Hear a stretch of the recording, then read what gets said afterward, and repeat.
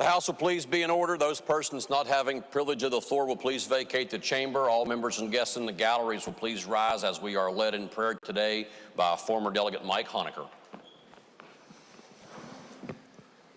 Thank you. Let us pray. Heavenly Father, we thank you for this day, for your love and your mercy and your blessings. We thank you for this great body and the work they are doing and the things they are accomplishing. And we just pray that you will continue to give them direction, to give them guidance, to give them civility. And Father, as they serve this great state and ultimately this great nation, we pray your blessings upon them and their families, especially at this point, Father, as they may seem to grow a little weary from the hard work. But God, we know that the work will be blessed and it will prosper because it's being done in your name. And Father, we pray today, even as we grieve the loss of our friend, we just rejoice in knowing that Larry had placed his faith, his trust, his hope in the Lord Jesus Christ, and he is with you now. But Lord, we just pray you wrap your arms of love and mercy around Larry's family and strengthen them and be the peace of God that passes all understanding during their time of sorrow. And all of this we pray in the name that is above every name, the name of Jesus Christ. And everyone said, amen. Please remain standing as we are led in the Pledge of Allegiance today by the gentleman of the 46th District, Delegate Campbell. Thank you, Mr. Speaker. Will everyone please join me in the pledge? I pledge allegiance to the flag of the United States of America and to the republic for which it stands, one nation under God, indivisible, with liberty and justice for all. Members and guests may be seated. Reading of the Journal. Journal of the House of Delegates, February 27th, 2026. Journal 93rd, Delegate Hornby. Mr. Speaker, I ask unanimous consent that the further reading of the journal be dispensed with and it be approved as having been read. Gentleman, the 93rd, asked unanimous consent that further reading of the journal be dispensed with and that it be approved as having been read. Are there objections? No objections are heard. Introductions. Gentleman, the first. Thank you, Mr. Speaker. Unanimous consent to proceed to the seventh order of business for purposes of taking up a resolution. Gentleman from the first asked unanimous consent that the House proceed immediately to the seventh order of business for the purpose of taking up resolutions. Are there objections? No objections are heard. The clerk will please report the resolution. House Resolution 20, memorializing the life of the Honorable Larry D. Kump, dedicated public servant, principled legislator, and devoted family man. Gentleman the first. Mr. Speaker, escorted into the well by the Berkeley and Jefferson County delegations is Delegate Larry Kump's wife, Cheryl.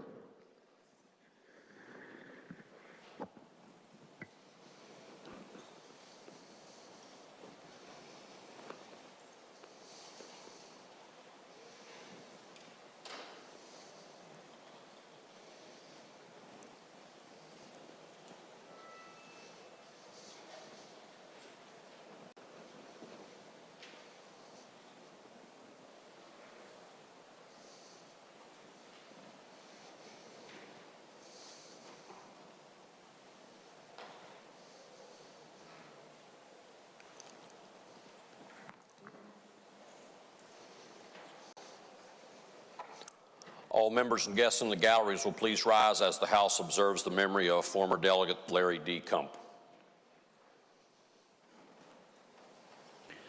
House Resolution 20, memorializing the life of the Honorable Larry D. Kump, dedicated public servant, principled legislator, and devoted family man.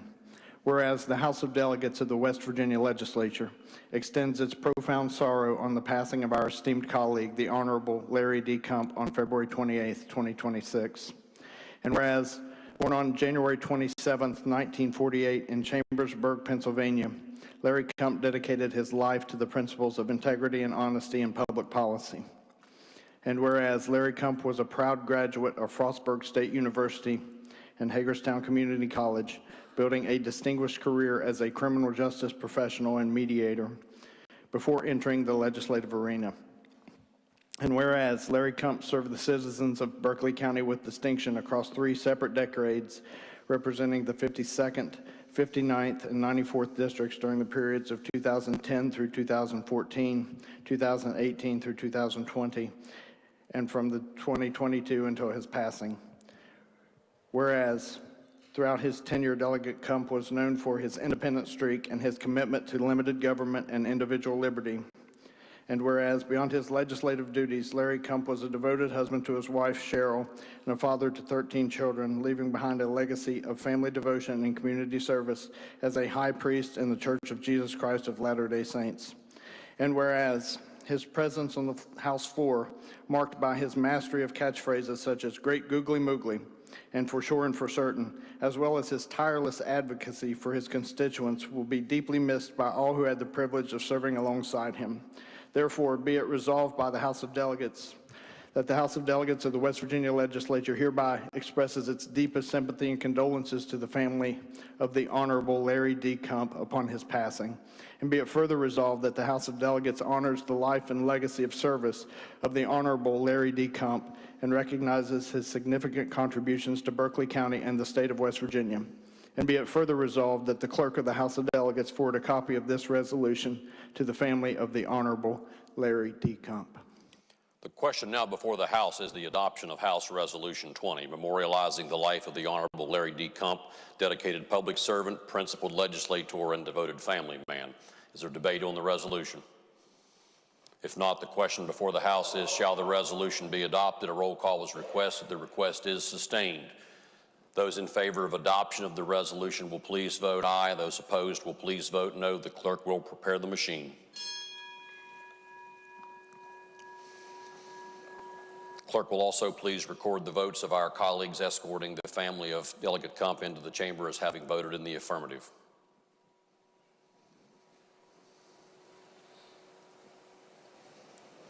Has every member voted?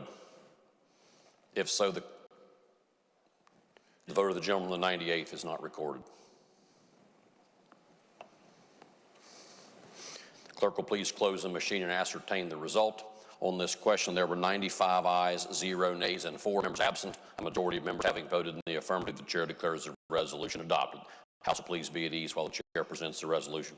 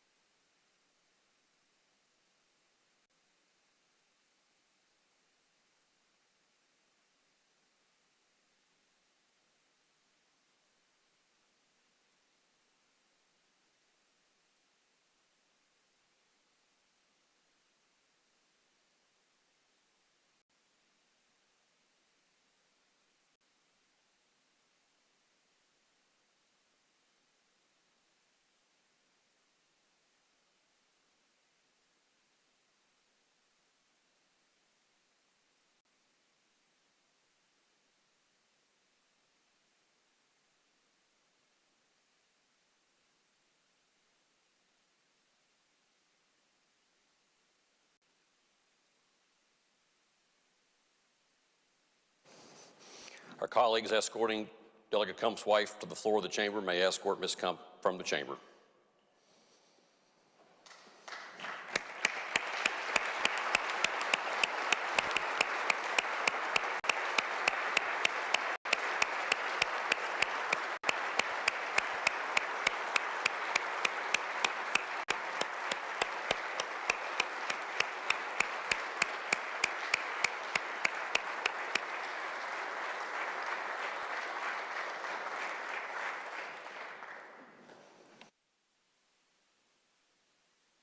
Members and guests may be seated. Introductions.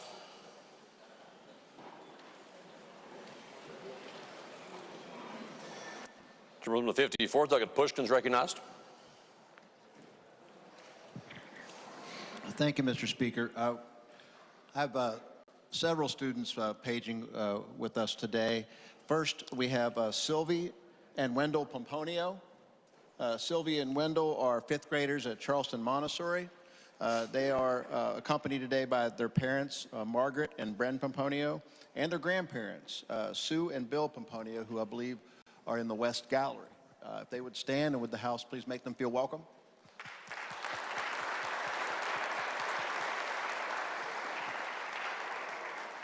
Also, from Capitol High School, we have Dixie Atkins. If Dixie would stand. There she is. Dixie is a 10th grader at Capitol High School. She is on the newly sanctioned wrestling team there. And she's accompanied by her mother, who used to work for us here in the house, Crystal Scolacci. If Crystal would stand up, would the house please make Dixie and Crystal welcome.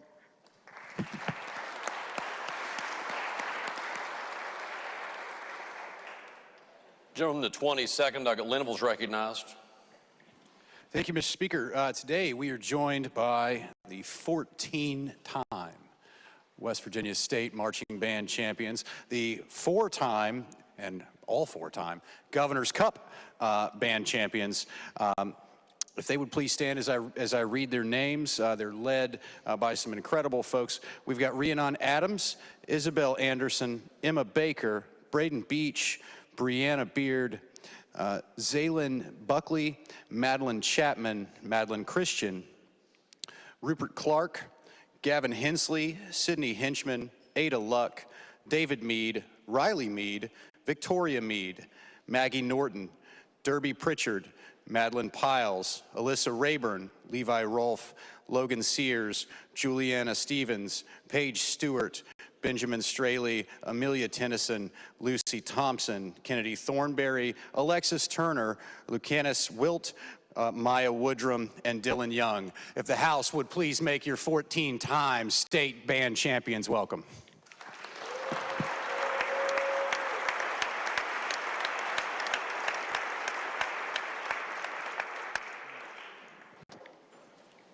Gentleman, the 11th, Douglas Fehrenbacher. Thank you, Mr. Speaker.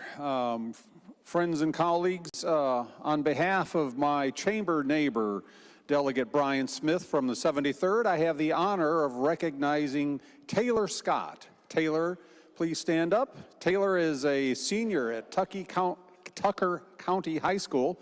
She's accompanied by her grandmother, Tammy Narog. Please show her a warm West Virginia welcome.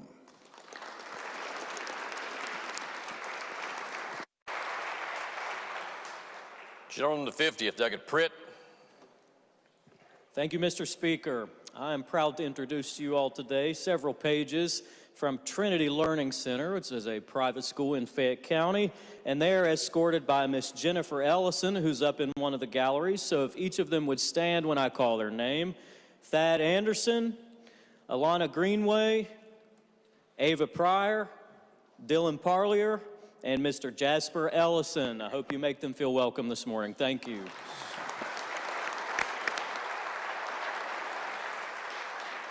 Lady from the 56th, Douglas Young.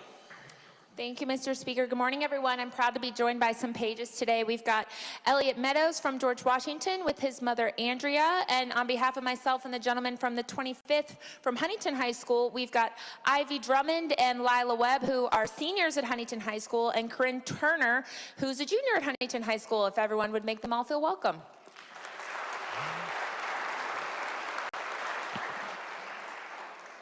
Gentleman, the 35th, Douglas Vance.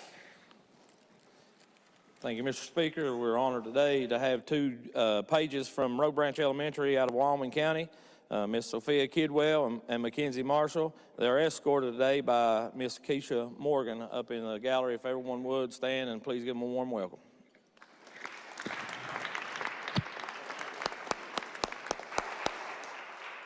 From the 23rd, Douglas Worrell. Well, thank you, Mr. Speaker. I have a few introductions this morning. We'll start out with a couple pages from the village of Barbersville that are here today. First is Brooklyn Walsh, she'd stand up, and Emma Pate, who's doing some work right now. They're both joined by their parents who are in the North Gallery. Amanda as Brooklyn's mother, and then Emma's parents are Jillian and Brian. If they would stand up, the House would please make them feel welcome.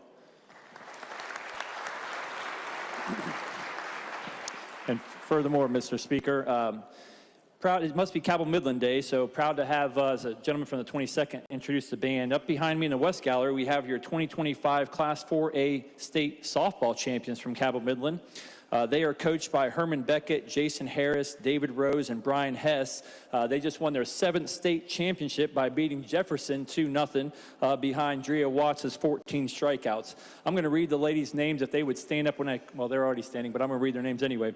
Anna Elkins, Emma Brunty, Ellie McCormill, Hayla Norris, Nicole Harris, Bailey Smith, Linda Garcia, Drea Watts, Becca Conrad, Z. Adkins, Brenda Lynn Minton, Lily Reynolds, Caitlin Harless, Calissa Hess, Carly Salmons, Charlie Adkins, Berkeley Adkins, Kaylin Fry, Maddie McAllister, Summer Garcia, Kaylin Caserta, Annabelle Fryer, Navia Felix, and Josie Sims. If the House would please make your 2025 4A state champions welcome this morning.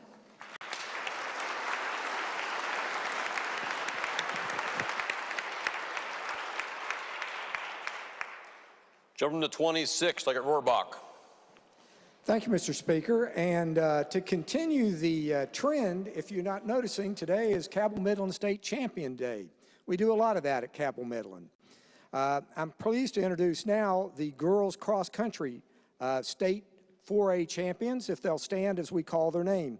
Savannah Pritt, Adeline Cantrell, Lindsay Bailey, Emma Coakley, Audrey Adkins, Reagan Freeman, Charlotte Coakley, Maya Casto, Maya Hegley, Reagan Conley, Reese Wolf, Jasmine Christensen, Emma Baker, Akia Arroyo, Reagan Schrader, Lacey Attrip, and Amber Arroyo.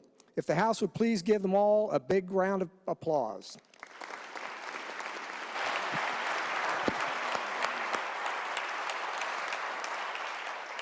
Gentleman to 59, Douglas Shamlin.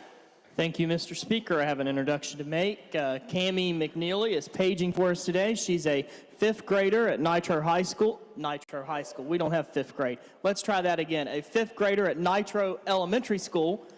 And she is accompanied by her mother, Christina, in one of the viewing galleries. If she could stand up and the House make them feel welcome.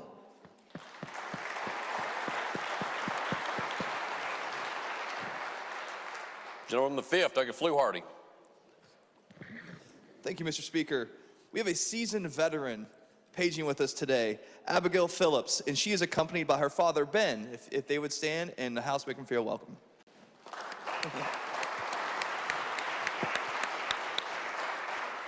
Gentleman the 80th, Douglas Williams.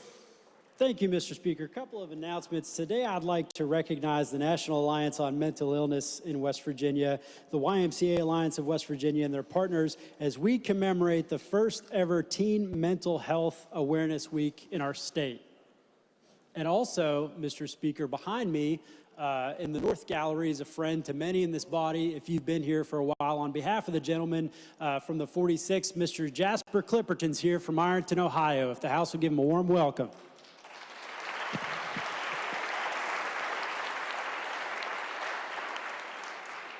Gentleman 99, Douglas Clark. Thank you, Mr. Speaker. Making their way in now in the South Gallery on behalf of all of the Jefferson County delegation, led here today by Miss Heather McIntyre.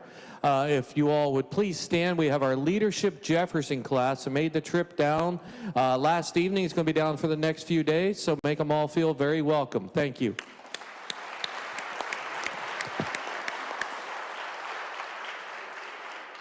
Gentleman to 28, Douglas Browning. Thank you, Mr. Speaker. I'm proud to have a page with me today, Mr. Zane Johnson, if he would stand up for us. He's a sixth grader at Hurricane Middle School. He is an AB honor roll student and a defensive back on the football team. He also plays baseball and is involved with his youth group at Cross Lanes Baptist Church. He's being accompanied by a great friend of mine and my college teammate, Eric Johnson, and I'm sure his mother is watching online and probably crying right now, but if the House could please make him feel welcome.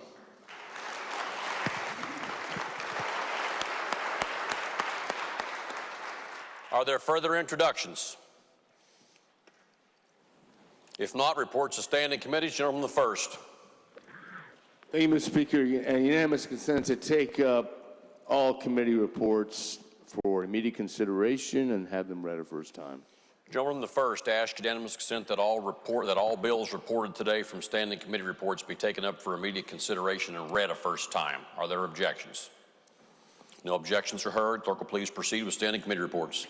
Your Committee on the Judiciary has had under consideration House Bill 5366 relating to rules governing the practice of law and reports the same back with the recommendation that the bill do pass. Report to be received. Clerk will please read the bill. House Bill 5366 relating to rules governing the practice of law. Bill to be advanced. Your Committee on the Judiciary has originated House Bill 5684 relating to authorizing the Supreme Court of Appeals to create child protection commissioners and reports the same back with the recommendation the bill do pass. Report will be received. Clerk will please read the bill the first time. House Bill 5684 relating to authorizing the Supreme Court of Appeals to create child protection commissioners. Bill will be advanced.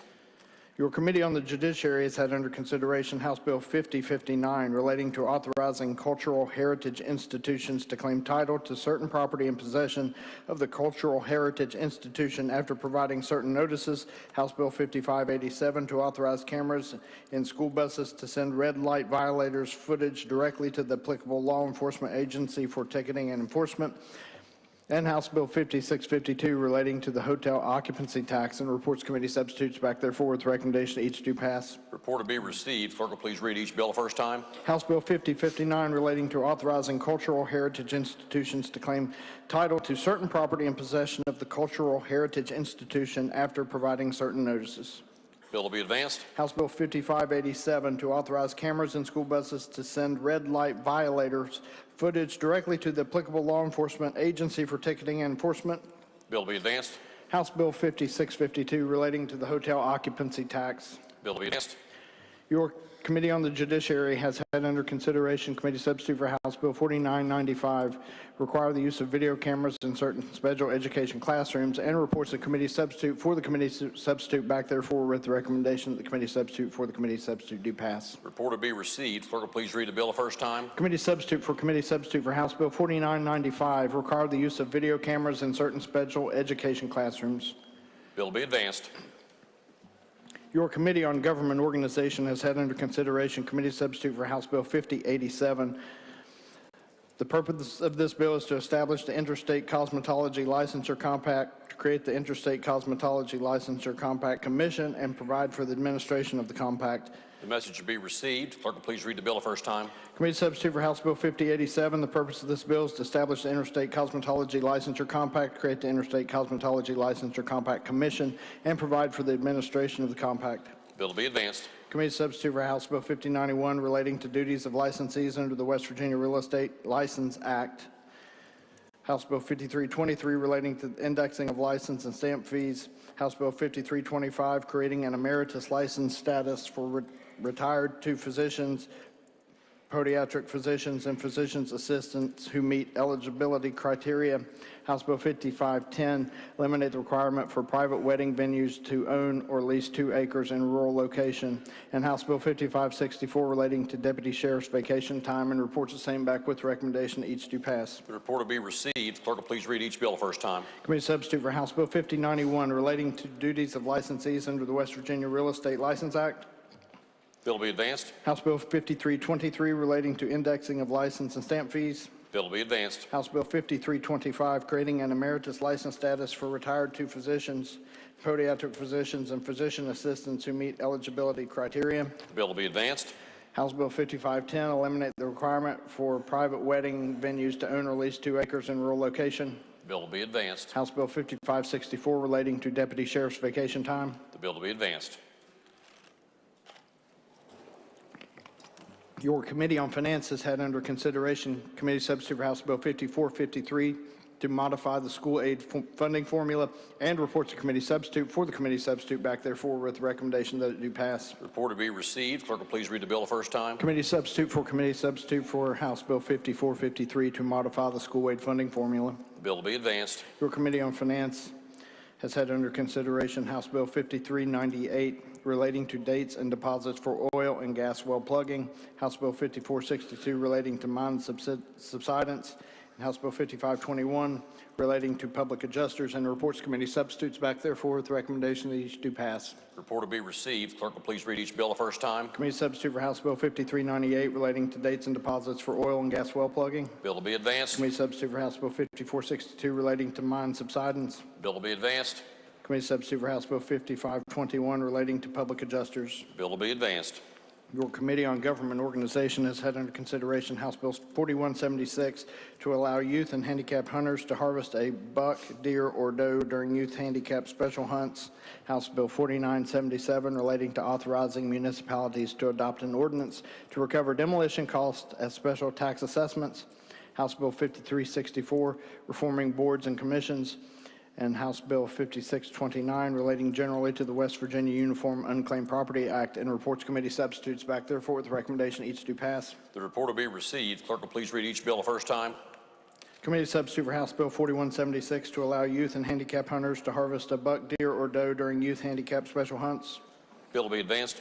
Committee substitute for House Bill 4977 relating to authorizing municipalities to adopt an ordinance to recover demolition costs as special tax assessments. The bill will be advanced. Committee substitute for House Bill 5364 reforming boards and commissions. The bill will be advanced. Committee substitute for House Bill 5629 relating generally to the West Virginia Uniform Unclaimed Property Act. Bill will be advanced. Your Committee on Finance has originated House Bill 5687 relating to reducing the tax rate imposed on the gross value of metallurgical coal produced in this state, and reports the same back with recommendation the bill do pass. The report will be received. Clerk will please read the bill the first time. House Bill 5687 relating to reducing the tax rate imposed on the gross value of metallurgical coal produced in the state. Bill will be advanced.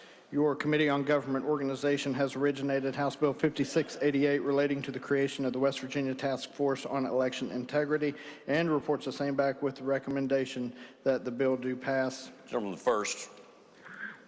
Thank you, Mr. Speaker. I move to commit this bill to the judiciary. Gentleman the first moves that the bill be committed to the Committee on the Judiciary. Those in favor of the motion will please say aye. Those opposed, please say no. The ayes have it. Chair declares the motion adopted. House Bill 5688 will be committed to the Committee on the Judiciary. Further standing committee reports. Your Committee on Health and Human Resources has had under consideration House Bill 4965 relating to patient-centered treatment flexibility within the Public Employees Insurance Agency, and reports committee substitute back therefore with recommendation committee substitute do pass. The report will be received. Clerk will please read the bill the first time. Committee substitute for House Bill 4965 relating to patient-centered treatment flexibility within the Public Employees Insurance Agency. The bill will be advanced. Other standing committee reports at this time.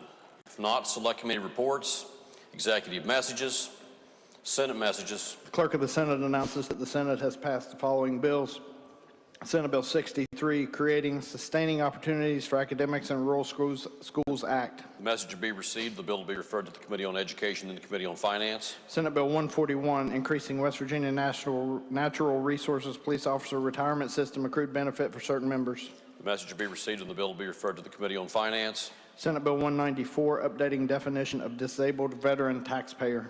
The message will be received and the bill will be referred to the Committee on Finance. Senate Bill 197, Relating to Crime of Sexual Abuse by Parent, Guardian, Custodian, or Person in Position of Trusted Child. The message will be received and the bill will be referred to the Committee on the Judiciary. Committee substitute for Senate Bill 541, Relating to Circuit Court's Responsibilities in Juvenile Abuse and Neglect Proceedings. The message will be received and the bill will be referred to the Committee on the Judiciary.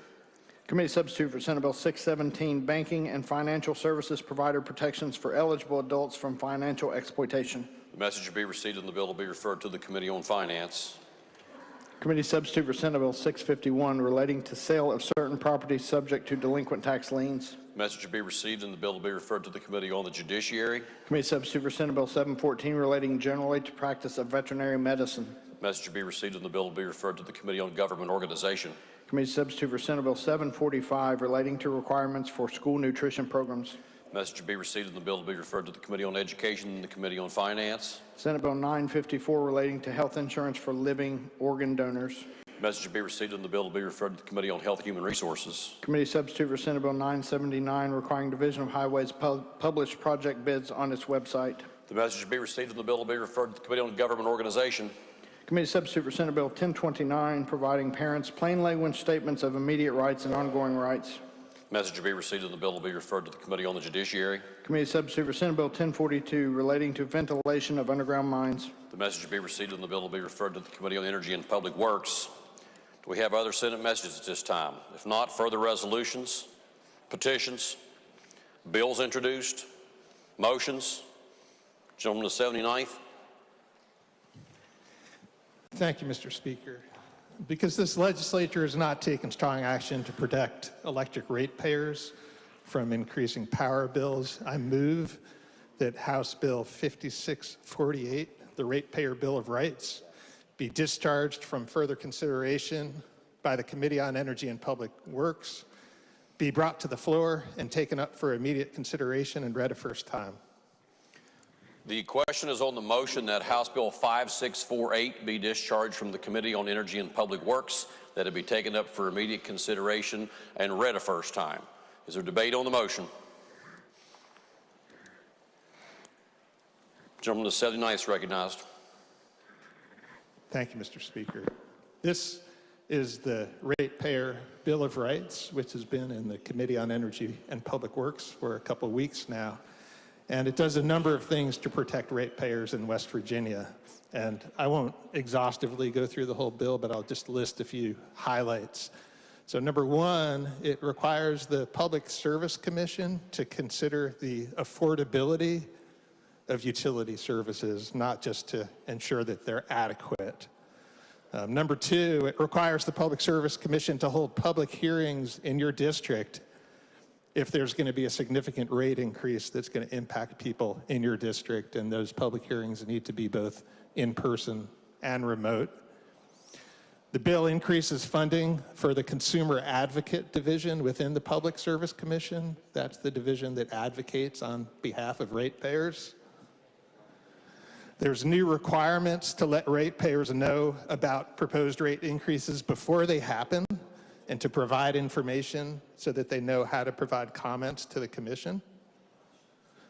The bill expands eligibility for reduced electric and gas utility rates to low-income households and protections for low-income households against being disconnected. The bill has limitations on terminating utility services, including during states of emergency and for customers with serious medical conditions. And it also provides for a new distributed power plant program, which would reduce electricity demand during those few hours every year when electric demand is highest and when the grid is most strained, and that's a cheaper alternative to building new baseload power plants that'll save ratepayers money. These are just a few of the many things in this Ratepayer Bill of Rights, and I ask for your support in discharging it to the floor so that it can have a full debate. Gentleman the first. Move the table. Gentleman the first moves that the motion to discharge the bill be laid upon the table. Those in favor of adopting the gentleman's motion will please say aye. Roll call is requested. Is the request sustained?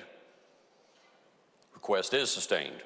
The question is, shall the motion be laid upon the table? Those in favor of adoption of the motion to lay upon the table will please vote aye. Those opposed will please vote no. The clerk will prepare the machine.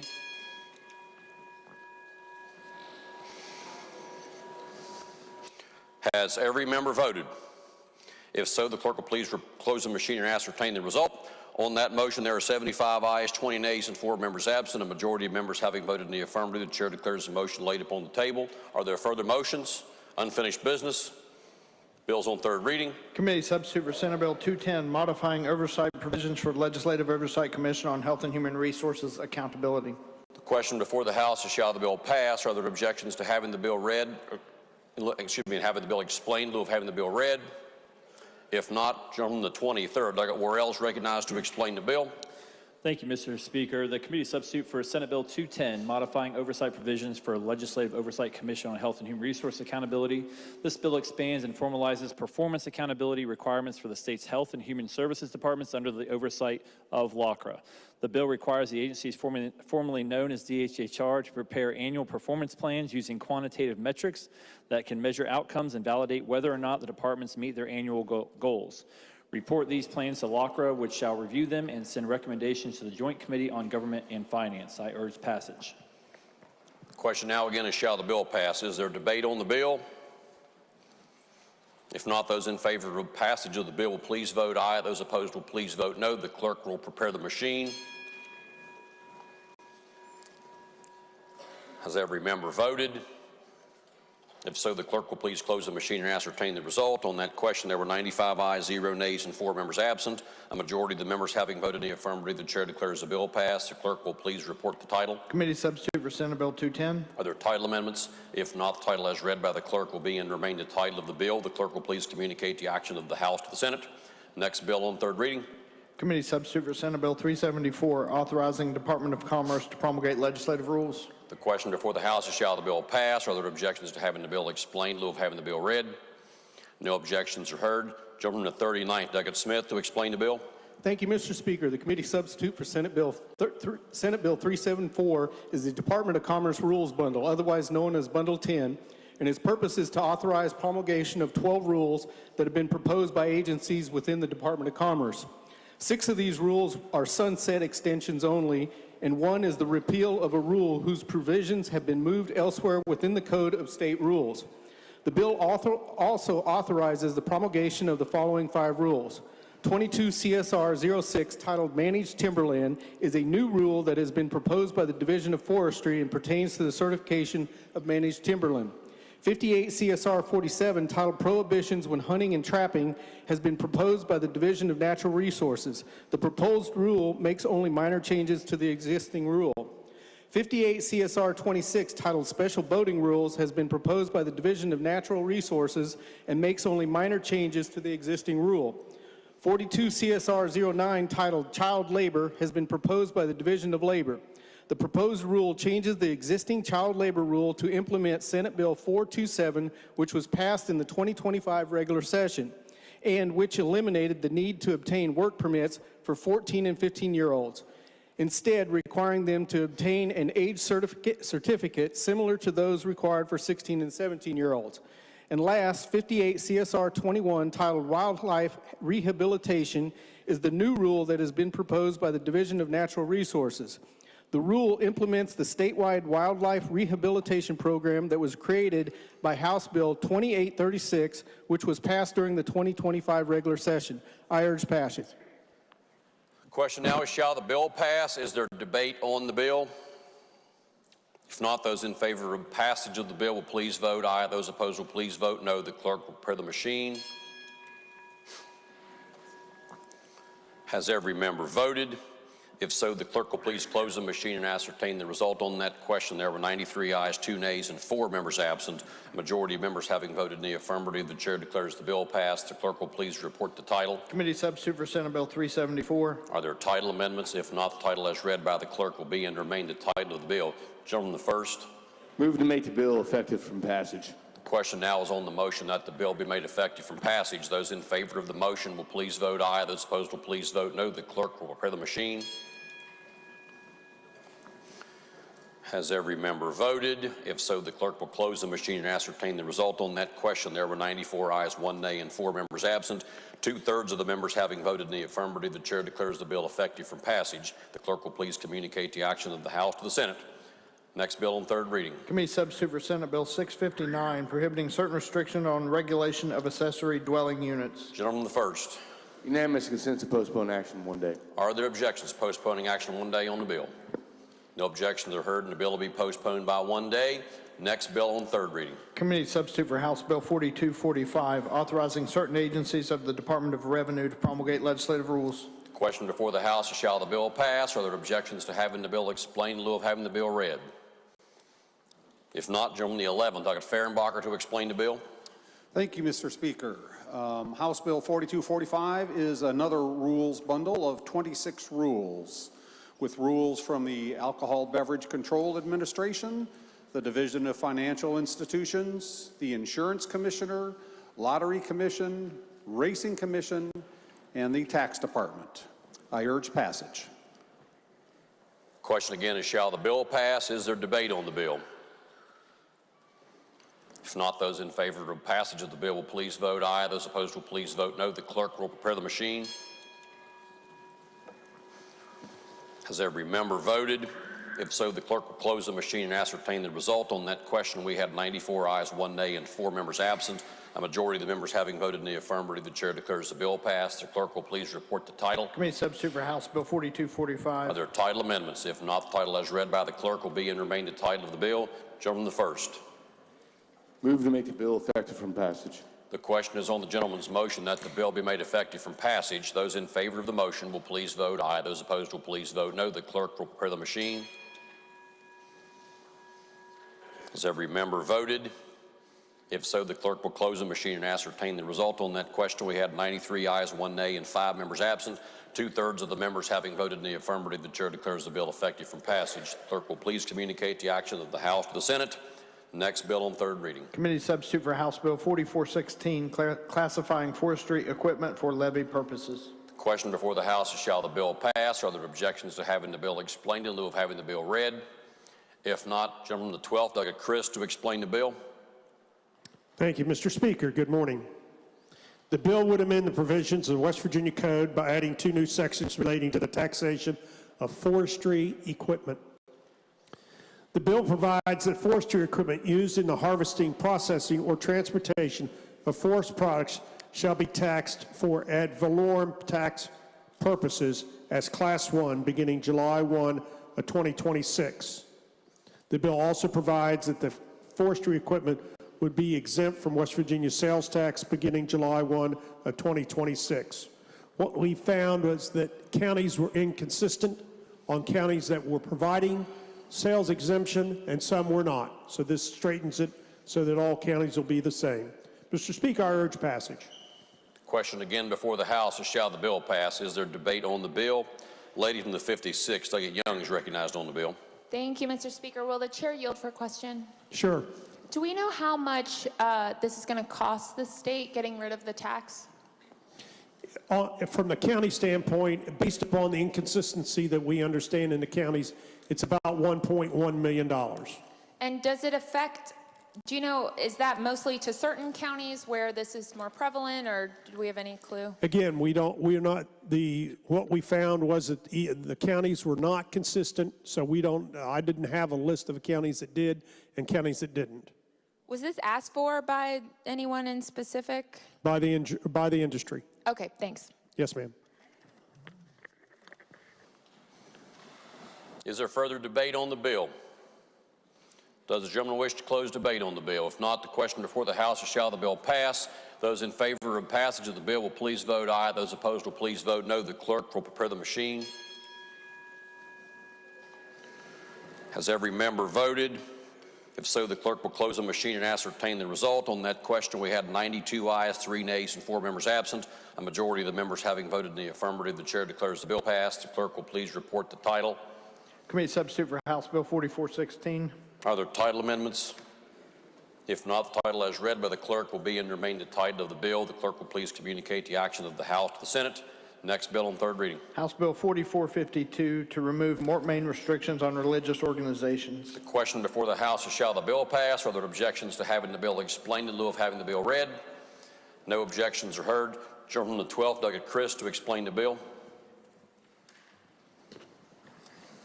Thank you, Mr. Speaker. The bill would amend provisions of the West Virginia Code relating to the restrictions on the number of acres a church may own. Current law restricts the trustees of a church, parish, congregation, or branch of any religious sect, society, or denomination from owning more than 10 acres in any municipality in the state and no more than 60 acres outside a municipality. This bill would do away with all those limitations. Mr. Speaker, I urge passage. The question before the House is, shall the bill pass? Is there debate on the bill? Gentleman from the 80th, Douglas Williams, is recognized. Thank you, Mr. Speaker. Will the chairman yield? Thank you, sir. So we had this last week in finance, and I had kind of a preconceived notion about it, and then we get up there and I hear that things maybe are a little different. So I want to run through that with you really quickly. Right now, can a church get out of having to pay taxes on this much land? If the property belongs to the church, they are non-taxable. Okay. And so right now, they're just rolling it into for divine worship services. Okay. So does this, by opening this up, are we going to see a loss in tax revenue? No, I don't think so, if it's used for divine worship services. Okay. And so this is this so right now the limit's what inside a city, 12 acres? 10. 10, okay. So if you have a 10-acre parcel that's used for divine worship and they really have 10 more acres, can they just bring those other 10 acres in and now that's non-taxable? As long as it's used for divine worship services. Okay. Do you expect that we will see a negative amount of taxes to our counties with this because they won't pay property taxes? I don't believe so. Okay. All right. Thank you, Mr. Chairman. Yes. Is there further debate on the bill? Gentleman, the 25th, Douglas Hornbuckle, is recognized. Thank you, Mr. Speaker. Would the chairman yield for one more question? Yes, sir. Yes, sir. Is there a definition for divine worship services? We think it's in the code, but we're not sure. Thank you. Yes, sir. Are there other members who wish to speak on the bill? If not, the question before the House is, shall the bill pass? Those in favor of passage of the bill will please vote aye. Those opposed will please vote no. The clerk will prepare the machine.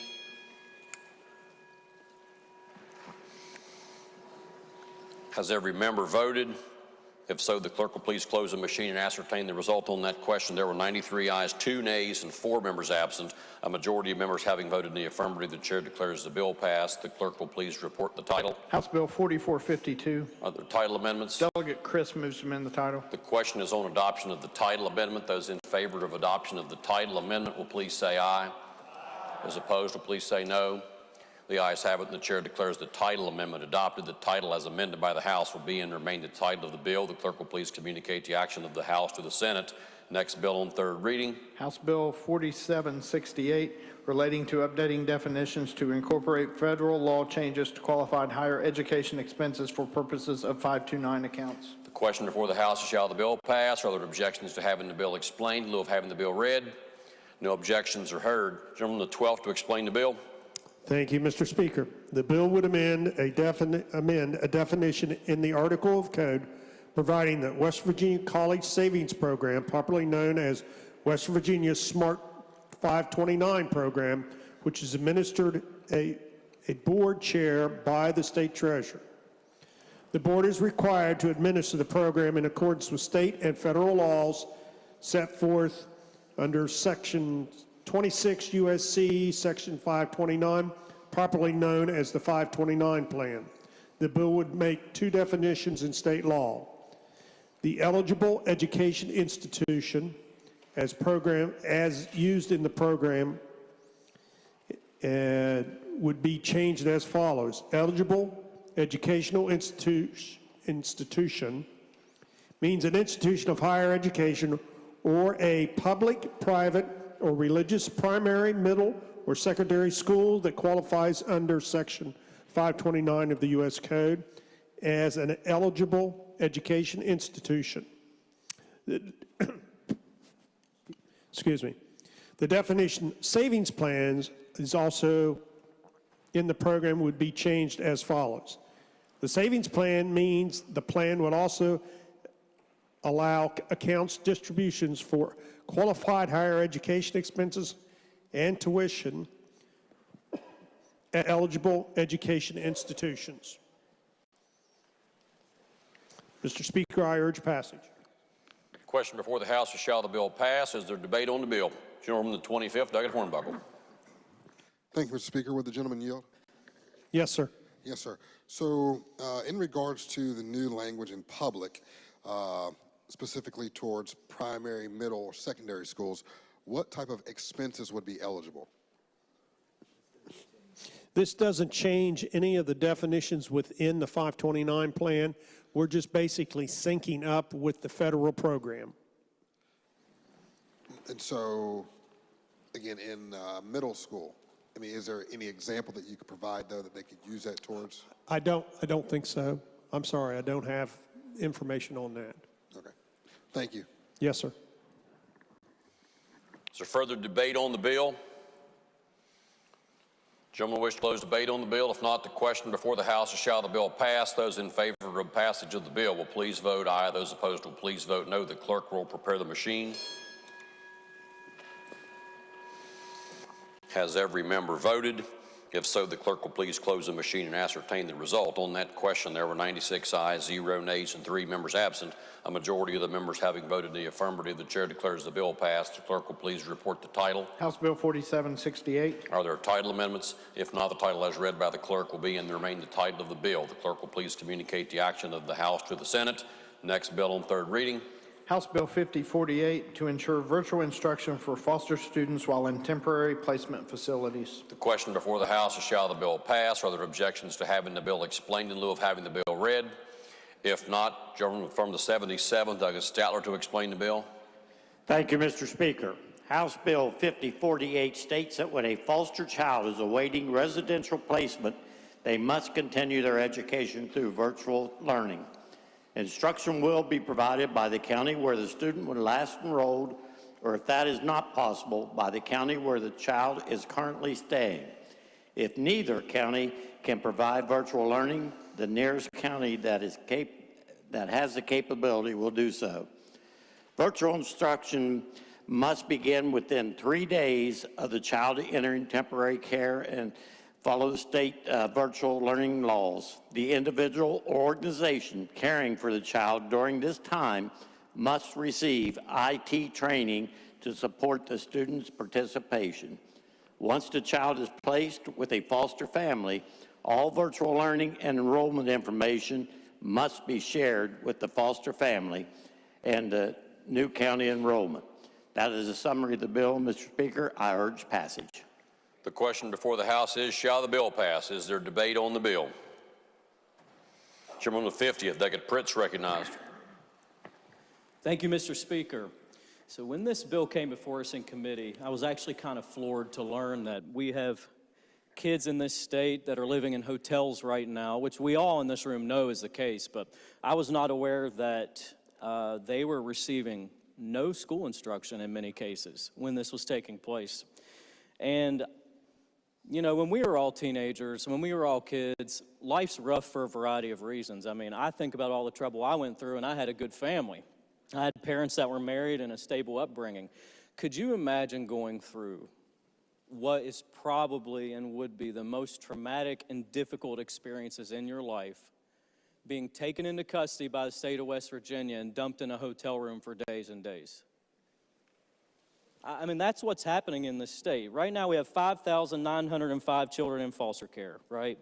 546 of them are out of state. And as of about 9:30 this morning, we have almost 30 kids living in hotel rooms. So that's a real-time number.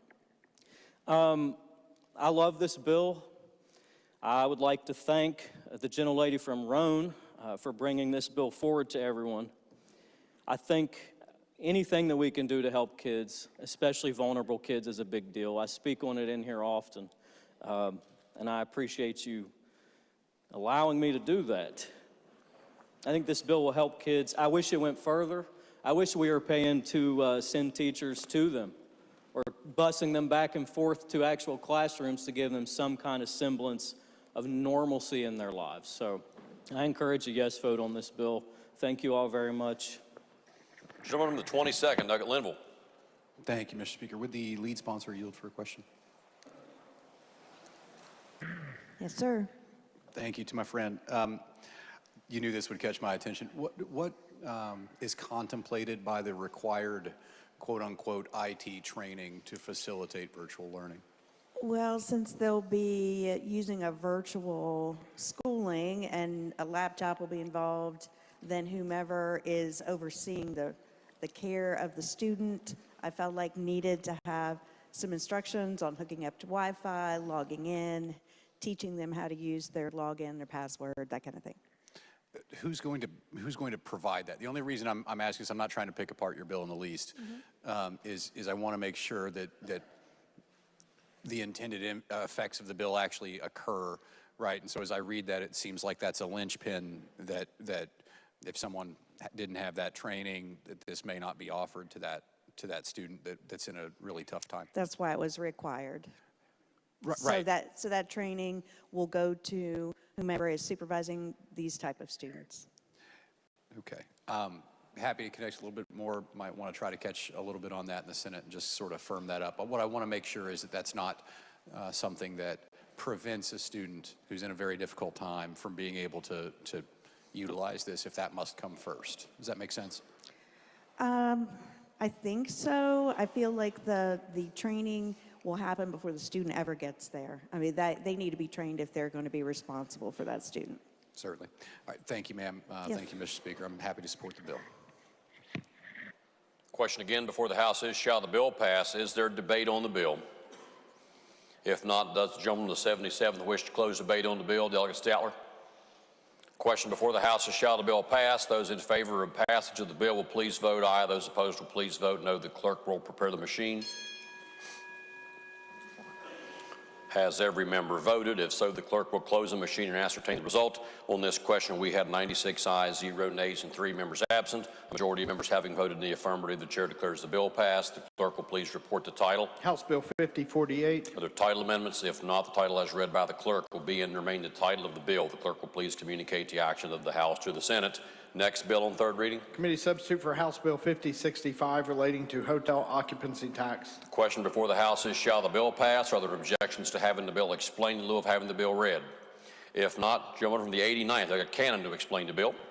Thank you, Mr. Speaker. The committee substitute for House Bill 5065 provides that the proper political subdivision is receiving the collected occupancy tax from a marketplace facilitator. The bill clarifies what information must be recorded, requires geofencing to provide an accurate basis for tax collection, and requires marketplace facilitators to use the 9-digit postal code to assist and guarantee the collected tax is being remitted to the proper political subdivision. I urge passes, and I'd be happy to take any questions. The question before the House again is, shall the bill pass? Gentleman from the 99th, Delegate Clark's recognized. Thank you, Mr. Speaker. I want to thank the lead sponsor for bringing this bill forward.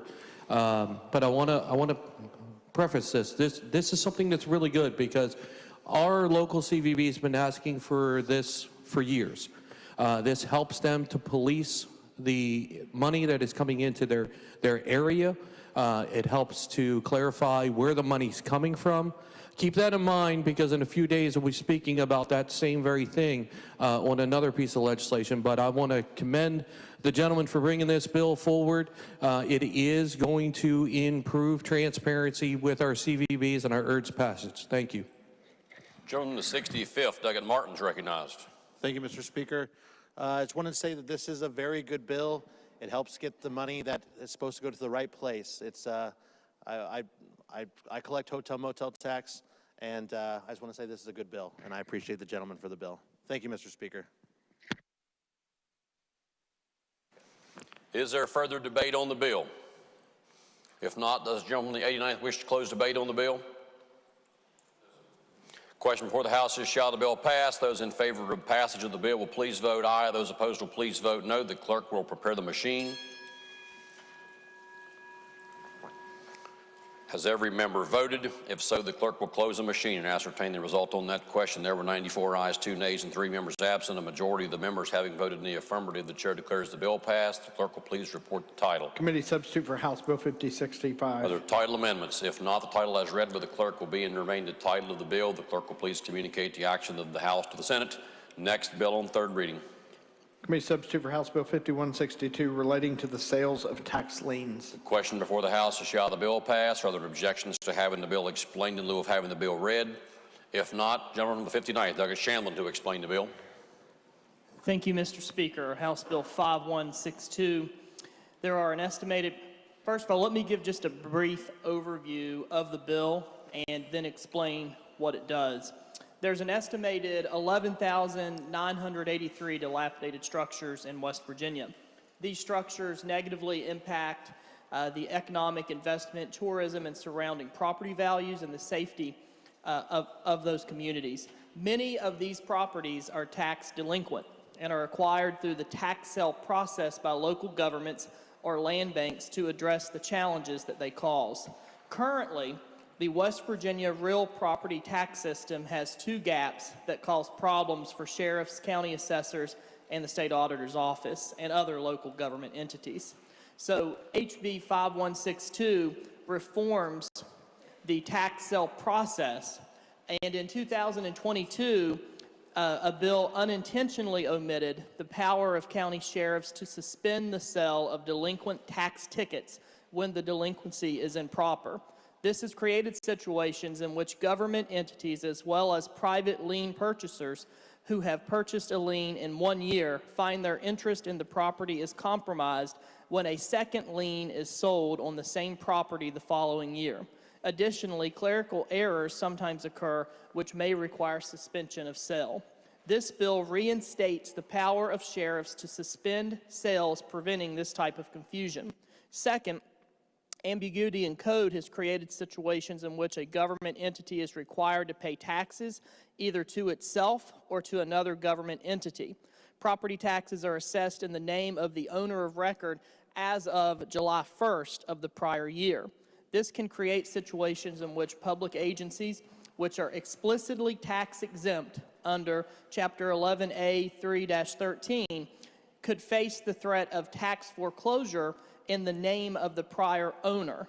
Further, depending on how long the property remains delinquent, taxes for the subsequent year may still be assessed as delinquent while the government entity follows the required process to receive the tax deed.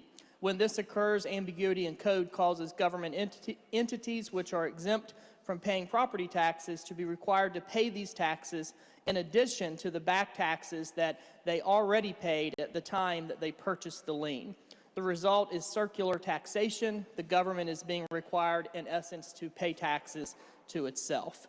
This bill closes this loophole and explicitly clarifies that tax-exempt government agencies are not required to pay additional taxes that were assessed in the prior owner's name after the government entity purchased the tax lien. This bill does not change a government entity's obligation to pay the amount of back taxes owed to the county at the time that they purchased the lien, nor does it change the existing processes that government entities are required to follow to receive the tax deed following the sale of the lien. That is the bill, Mr. Speaker, and I urge passage. Question now before the House is, shall the bill pass? Is there debate on the bill? If not, those in favor of passage of the bill will please vote aye. Those opposed will please vote no. The clerk will prepare the machine. Has every member voted? If so, the clerk will close the machine and ascertain the result. On that question, there were 90 ayes, 4 nays, and 5 members absent. A majority of the members having voted the affirmative, the chair declares the bill passed. The clerk will please report the title. Committee substitute for House Bill 5162. Are there title amendments? If not, the title as read by the clerk will be and remain the title of the bill. The clerk will please communicate the action of the House to the Senate. Next bill on third reading. Committee substitute for House Bill 5321 to guarantee timely educational evaluations and continuity of services for children entering foster care. The question before the House is, shall the bill pass? Are there objections to having the bill explained in lieu of having the bill read? If not, gentleman from the 77, Douglas Statler, to explain the bill. Thank you, Mr. Speaker. Committee substitute for House Bill 5321 mandates that when a student in foster care transfers to a new school, the timeline for conducting an initial evaluation for the Individualized Education Program IEP or Section 504 services may not exceed 30 days. Additionally, when a student is in foster care or a transition home changes schools, the sending school must immediately provide the receiving school with the copy of the student's current IEP or 504 plan. After receiving the documentation, the new school is required to convene an IEP meeting or a student assistance team meeting within 5 days. That's a summary of the committee substitute. I urge passage. The question before the House is, shall the bill pass? Is there debate on the bill? If not, those in favor of passage of the bill will please vote aye. Those opposed will please vote no. The clerk will prepare the machine. Has every member voted? If so, the clerk will close the machine and ascertain the result on that question. We had 95 ayes, 0 nays, and 4 members absent. A majority of the members having voted in the affirmative, the chair declares the bill passed. The clerk will please report the title. Committee substitute for House Bill 5321. Are there title amendments? If not, the title as read by the clerk will be and remain the title of the bill. The clerk will please communicate the action of the House to the Senate. Next bill on third reading. House Bill 5354 relating to authorizing legislative rules regarding higher education. Question before the House is, shall the bill pass? Are there objections to having the bill explained in lieu of having the bill read? If not, gentleman to 77, Douglas Statler to explain the bill. Thank you, Mr. Speaker. House Bill 5354 is a rules bill relating to higher education. The bill authorizes, amends, and repeals certain language and rules proposed by the Higher Education Policy Commission and the Council of Community and Technical Education. The bill repeals outdated rules, extends the sunset dates for certain programs, updates the mental health loan repayment program and administrative exemption rules, and establishes a new rule governing the skilled trades apprenticeship non-traditional degree program, also known as the STAND program. That is a summary of the bill. I urge passage.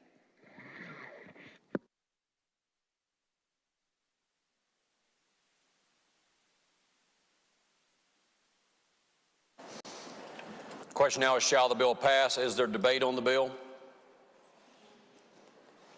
If not, those in favor of passage of the bill will please vote aye. Those opposed will please vote no. The clerk will prepare the machine.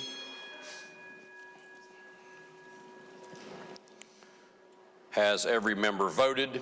If so, the clerk will please close the machine and ascertain the result. On that question, there were 94 ayes, 2 nays, and 3 members absent. A majority of the members having voted in the affirmative, the chair declares the bill passed. The clerk will please report the title. House Bill 5354. Are there title amendments? If not, the title as read by the clerk will be and remain the title of the bill. The clerk will please communicate the action of the House to the Senate. Next bill on third reading. Committee substitute for House Bill 5381 relating to developing a comprehensive energy development policy and plan for the Office of Energy. Are there objections to having the bill explained in lieu of having the bill read? If not, gentleman from the 10th, Douglas Anderson to explain the bill. Thank you, Mr. Speaker. This bill would empower the Office of Energy to develop a comprehensive energy development plan and a comprehensive grid stabilization plan, and to test the stability of West Virginia's energy grid. The bill moves the Office of Coalfield Community Development to become a program in the Office of Energy. It also reorients the Office of Energy's priorities and expands its authority beyond energy savings programs to create a plan to maximize the state's energy resources. The office will prepare a comprehensive energy policy that embraces all energy sources. It involves the Office of Energy in implementing the Marcellus Gas and Natural Gas Liquids Development Acts, the Comprehensive Grid Stabilization Act. The Office of Energy will also work with communities to develop energy-ready development sites. Further, the office will develop a state energy security plan and conduct biennial energy emergency exercises to evaluate the strength and emergency preparedness of the grid. Thank you, Mr. Speaker. I urge passage. Question now before the House is, shall the bill pass? Is there debate on the bill? Gentleman from the 29th, Douglas Dillon's recognized on the bill.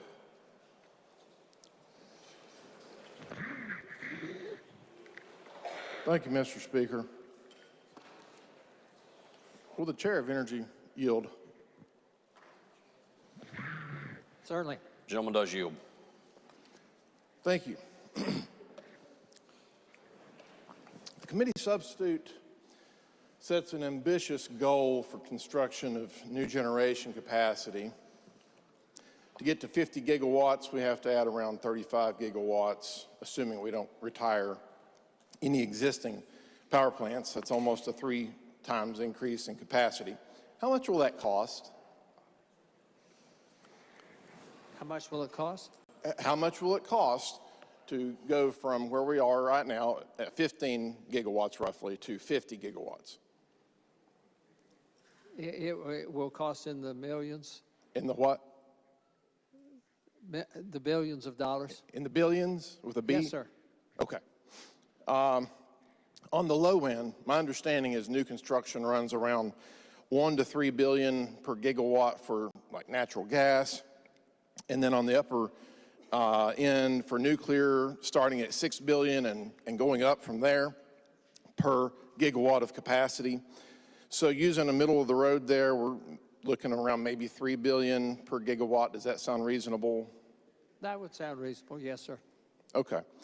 So with 35 new gigawatts added, we're asking for roughly $105 billion with a B in new construction spending for capacity in West Virginia. Does that sound about right?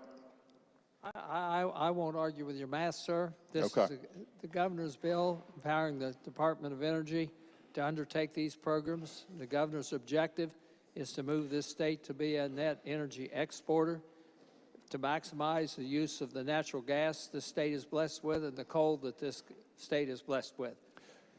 Okay, so if we take that $105 billion with a B and divide that by our 725,000 households in West Virginia, do you know what that works out to in terms of dollars per household, approximately?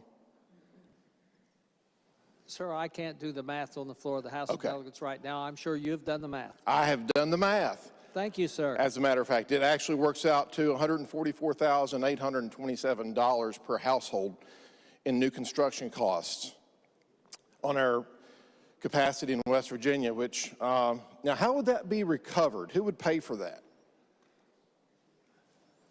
Sir, you're making an assumption that the people that need the electricity will not be paying for it. The rates are based by the Public Service Commission. This isn't going to happen overnight. As we increase the production of electricity in this state, part of it will be exported from this state. It will employ coal miners mining coal. It will expand the sales of our natural gas, creating additional severance taxes for the people of this state to benefit from. And it is my belief it's important for the security of this nation that an energy-producing state such as West Virginia can maximize its production of not only the natural resources, but the possible generation that can come from that to power not only West Virginia, the nation. And this additional production, once marketed, will have the impact, in my opinion, of being able to spread the cost out among other ratepayers, and that will benefit with lower rates in the end. And I appreciate that you mentioned coal there briefly. We'll get to coal. Yeah, okay. We'll get there. But the $144,827 in new costs, that would be recovered from ratepayers, correct, over time? Ratepayers of this state and possibly allocated out of state. Okay. Now, would the utilities get to earn a rate of return on top of that? So you have the base cost for the new construction, but would they get to earn a rate of return on top of that capital expenditure? Yes, they're entitled to a rate of return. They're in business Okay. to produce electricity that benefits us all. They're in business and stay in business because people invest in that business to develop the electrical generation that we need to power our homes, our hospitals, our schools. Okay. So approximately how much is that rate of return? Is it about 10% on top of the cost recovery? That's potentially pretty accurate, I believe, to the best of my research. Okay. Next question. Under 5B2F2, the ComSub states that the nation and state are in need of energy that is affordable, low cost, and local. Where in the committee substitute are the terms affordable and low cost defined? I don't believe they are defined. Okay. I think they're pretty well, most people understand. Okay, all right. The same section mentions reliability as a core element in their energy policy. Where is reliability defined in the ComSub? Sir, I believe it's defined in the Webster's dictionary, for one thing. Reliable means... Okay. So the ComSub mentions renewables at least 30 times. What are these renewables? What are we talking about? Well, we're talking about hydropower, we're talking about wind power, we're talking about solar power. Okay. Biomass, and furthermore, the building of windmills in this state, although I have visited a windmill farm, they are not a major producer of electricity, but they do produce, and they employ lots of union workers putting up these windmills many times, sir, Okay. and benefit the counties in which they are constructed. Awesome. I believe we don't have windmills in Wood County, and you don't have them in Wayne County, simply because we do not present good places for wind velocity to build them. Okay, so the reason I'm asking is since the ComSub refers to affordability and reliability and low cost as kind of core tenets of the comprehensive bill, are wind and solar affordable and low cost? Do they meet those criteria, in your opinion? They can be, but they're not a major producer of electricity in this state, sir. Okay. You and Well, I both know that. I just noticed that they were given the same, footing within the bill and put on the same status as, coal, gas, things like that. So are wind and solar proven reliable? They are intermittent generators. You know that as well as I do, sir. Oh, interesting. So the ComSub maintains the original language on prioritizing baseload generation over intermittent generation. That's good. But which of the renewables can match coal and gas for dispatchability day in and day out over, say, the course of a year? Biomass could. If hydro, there are dams along the Ohio River right now generating hydro, and there are some dams on some of the lakes in this state generating hydro. Again, not massive amounts, but they contribute to the generation of power in this state. So it's your statement they can match coal and gas for dispatchability? No, they can't match the volume of coal and natural gas, sir. I'll concede that to you. Okay. So the ComSub mentions expanding international market for coal, yeehaw, but no in-state expansion of coal-based energy. Natural gas is specifically highlighted for expanding in-state electrical generation. Now, you mentioned that we were going to be burning more coal earlier, so why is coal precluded from new in-state energy generation? Sir, I'm having trouble understanding you with the acoustics Okay. in here. I'll slow Could down. you repeat your question, please? Yes, sir. The committee substitute mentions expanding the international market for coal, which is great. Appreciate that. But no in-state expansion of coal-based energy, while at the same time, natural gas is explicitly highlighted for expanding in-state electrical generation. My question is, as you stated earlier, we're going to be burning more coal, ostensibly. Why is coal precluded in this language for in-state new generation?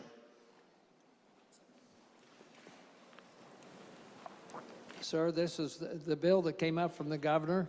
That bill was before you in committee. You did not offer an amendment to that effect. I asked a lot of questions, and I tested the room, and I can read a room, and I understand quite well that this committee substitute represents the will of many of the members of that committee. However, we are here as a committee of the whole at this time, and I felt that these concerns would be best addressed by 100 members, not 20 or 25. Next question. Sir, to Next answer your question. question, I have no objection to the building of additional coal-fired power plants in this state.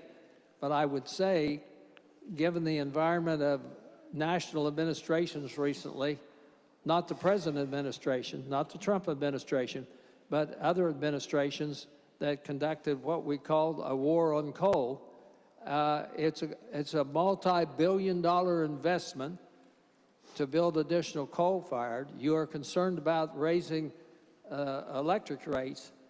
Would you, sir, invest billions of dollars in building a coal plant? Perhaps when the next administration comes into Washington, D.C., those would be stranded assets that the taxpayers of this state or the ratepayers of this state would have to pay for when they were throttled back through regulations and not be able to generate. I'm asking about the language and the consistency within the bill. Yes, sir. That's what I'm asking about. Okay, stakeholder meetings, mentioned as a possibility, but they're at the will and the pleasure of the Office of Energy. Why not have regular scheduled meetings, mandatory?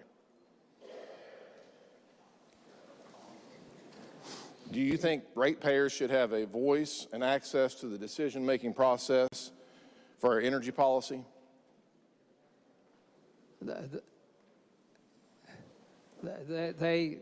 Yes, I do, sir. Okay. They have input now on rates through the Public Service Commission public hearings. That's not the Office of Energy, I understand. But there is availability of public input. At the will and pleasure of the Office of Energy, should they choose to hold a meeting and should they choose to invite people. That was addressed, by the way, in my amendment. Several other things were on Friday.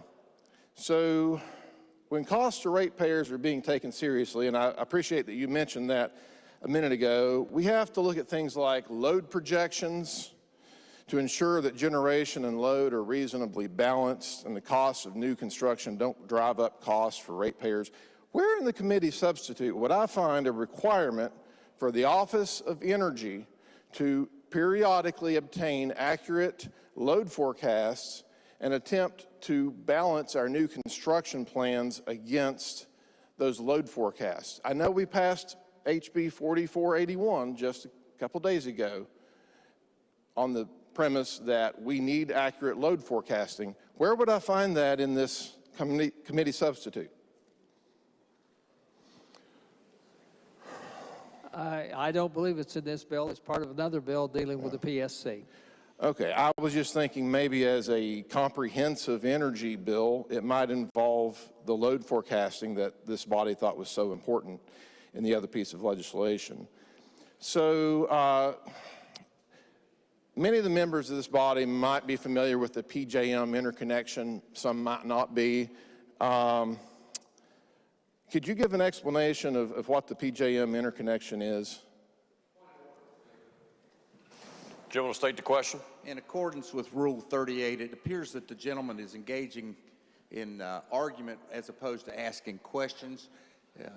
I believe that he will have the opportunity to present an argument as to... Oh, no, I have a lot more questions. The gentleman to 37th has the floor. As opposed to doing that through a questioning period. Rule 38 does preclude questions in the form of argument. Does the gentleman to the 10th continue to yield for questions? Yes, sir. For questions. Gentleman to the 29th is recognized to continue with his questions. Thank you, Mr. Speaker. These are indeed comprehensive questions for a comprehensive energy bill. So the PJM interconnection, what incentive do they have as a bunch of energy bureaucrats managing a regional transmission organization? What incentive do they have to issue any load projections that would be accurate or beneficial to us in West Virginia versus maybe inflating their projections? What's their chief responsibility, in other words? Their chief responsibility is to ensure the states belonging to this grid has a reliable source of power to meet any and all exigencies that might come up. And in that process, the people generating the electricity bid into and at a certain number of megawatts at a certain price, and the generation is purchased based upon projected demand by the grid, and then it is excuse me, sir. And then it is to ensure that every place in that grid has a safe, secure supply of electricity, barring some catastrophic cascading event. Okay. These people making these decisions, are they elected? No, I don't believe they're elected. Okay. Okay, so when they issue a report in say, we need such and such amount of generation capacity, do they have any responsibility to pay for that generation construction?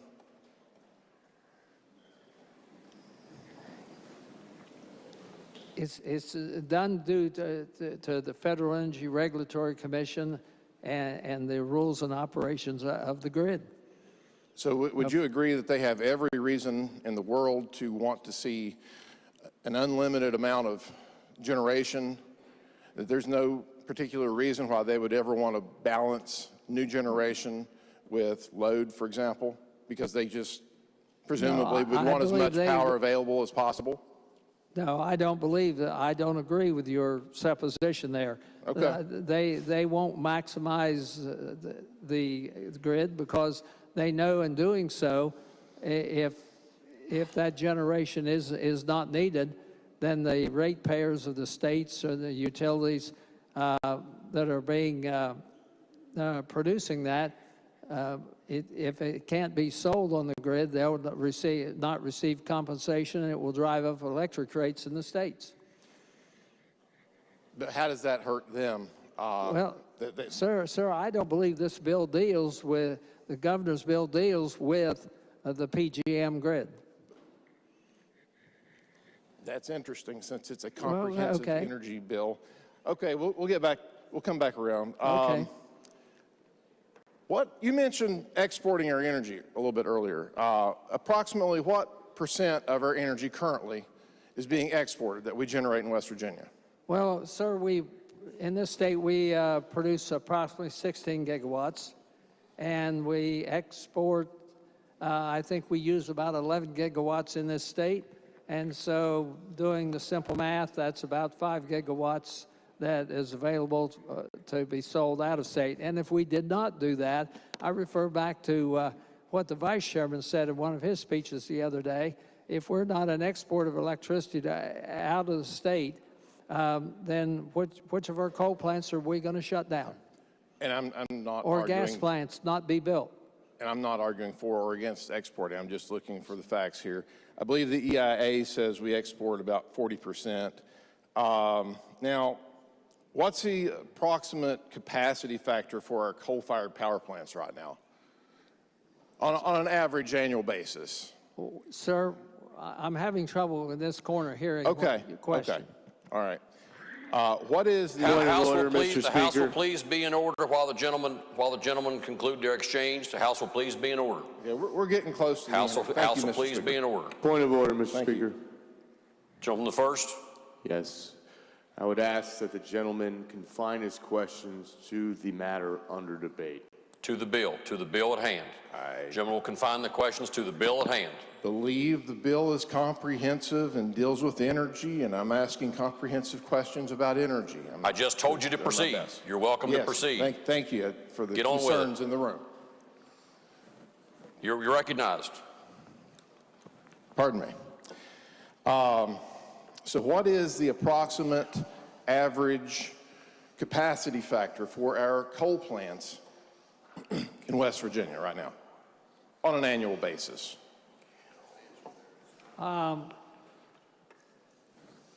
It will vary from plant to plant, and I have noted the counsel of my committee has on his cell phone that he shows the gas, coal, renewables that are generating and putting into the grid at any point in time.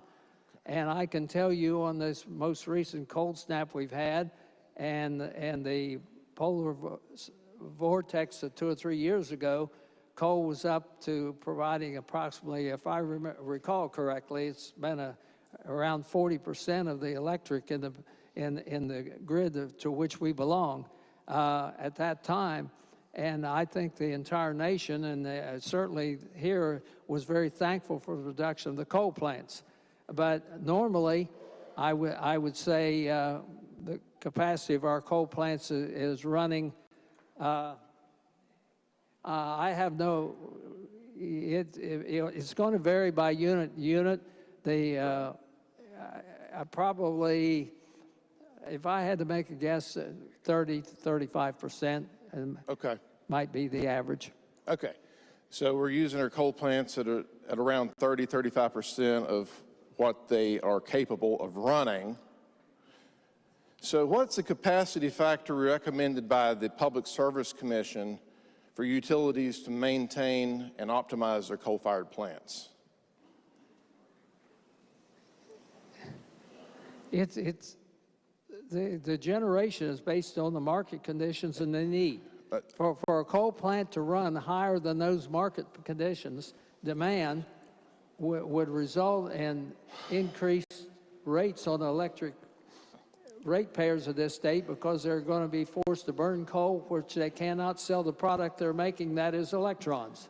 With all due respect, the question was, what was the capacity factor recommended by the PSC on multiple occasions for these coal plants to be operating at optimal conditions? I cannot answer that question, sir. Okay, thank you. So how does the comprehensive committee substitute address running our coal-fired plants at optimal levels, or does it? I don't believe it addresses that, sir. Okay.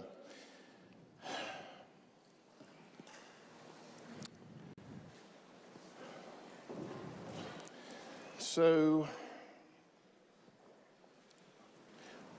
final question. If we're only running our existing coal-fired plants at 35%, and we're exporting 40% already, roughly, of our in-state generation, and we could basically double our utilization rate of the coal plants and still have 20 or 30% of capacity left over. And apparently the utilities don't want to run the coal plants for reasons of their own. What effect, is the question, what effect will this massive expansion of new generation have on plants that are already underutilized? Is that going to make the utilities, or is it going to incentivize in any way the utilities to fire up and run those plants at a higher level, the same plants that employ directly or indirectly 55,000 jobs in the state of West Virginia? I mean, don't we already have a considerable amount of extra capacity that we're not using in the state? So that's one of the reasons the governor has offered this comprehensive bill and created the Office of Energy to study these and make recommendations to this legislature, to the utilities of this state, so that we can better manage our energy policy and meet the needs of this state and this nation. Okay. Thank you for yielding. I appreciate your patience. Thank you. No further questions.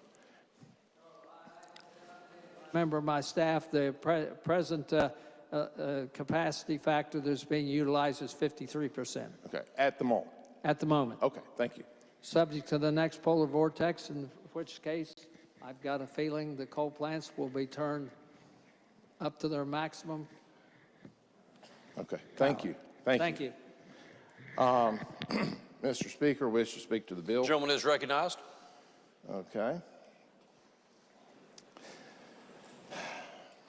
Mr. Speaker, this comprehensive committee substitute has a number of holes in it, gaps, unclear mandates, and priority goals.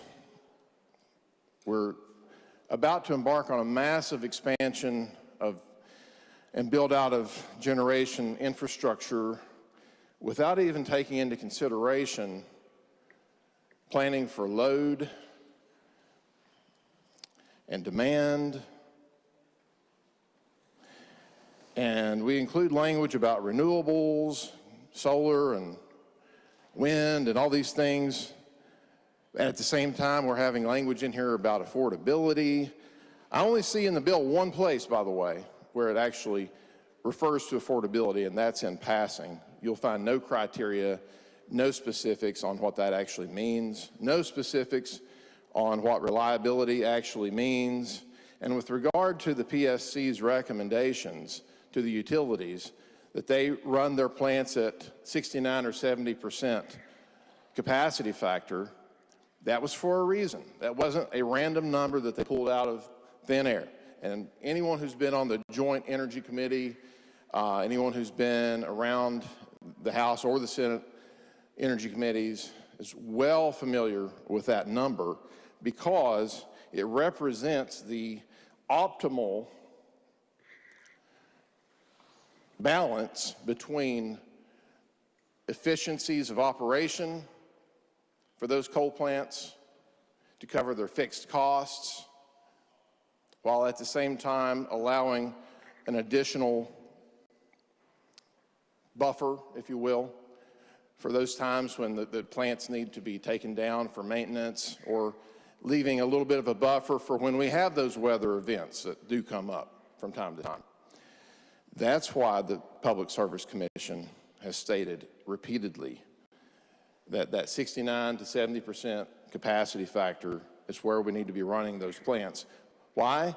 Because those plants are in large part paid for.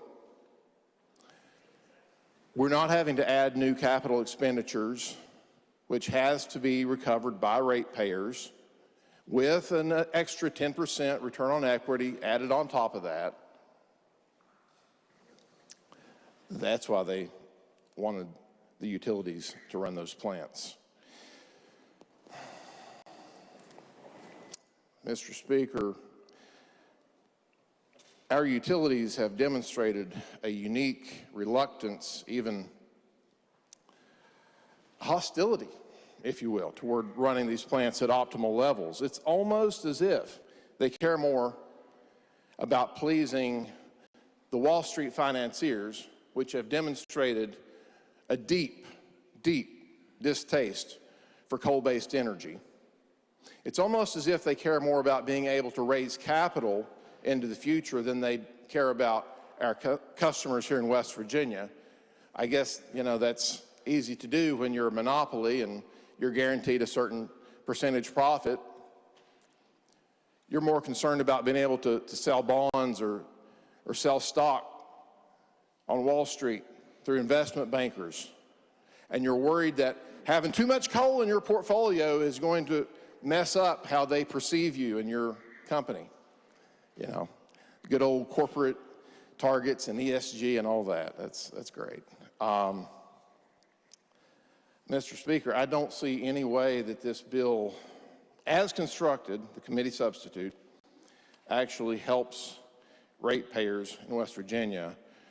Every new bit of construction and capacity, it adds costs that has to be recovered.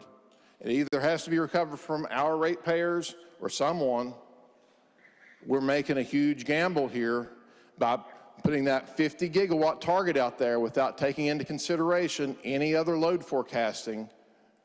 And there's nothing in this committee substitute to review any load forecasts on an ongoing basis. You won't find that.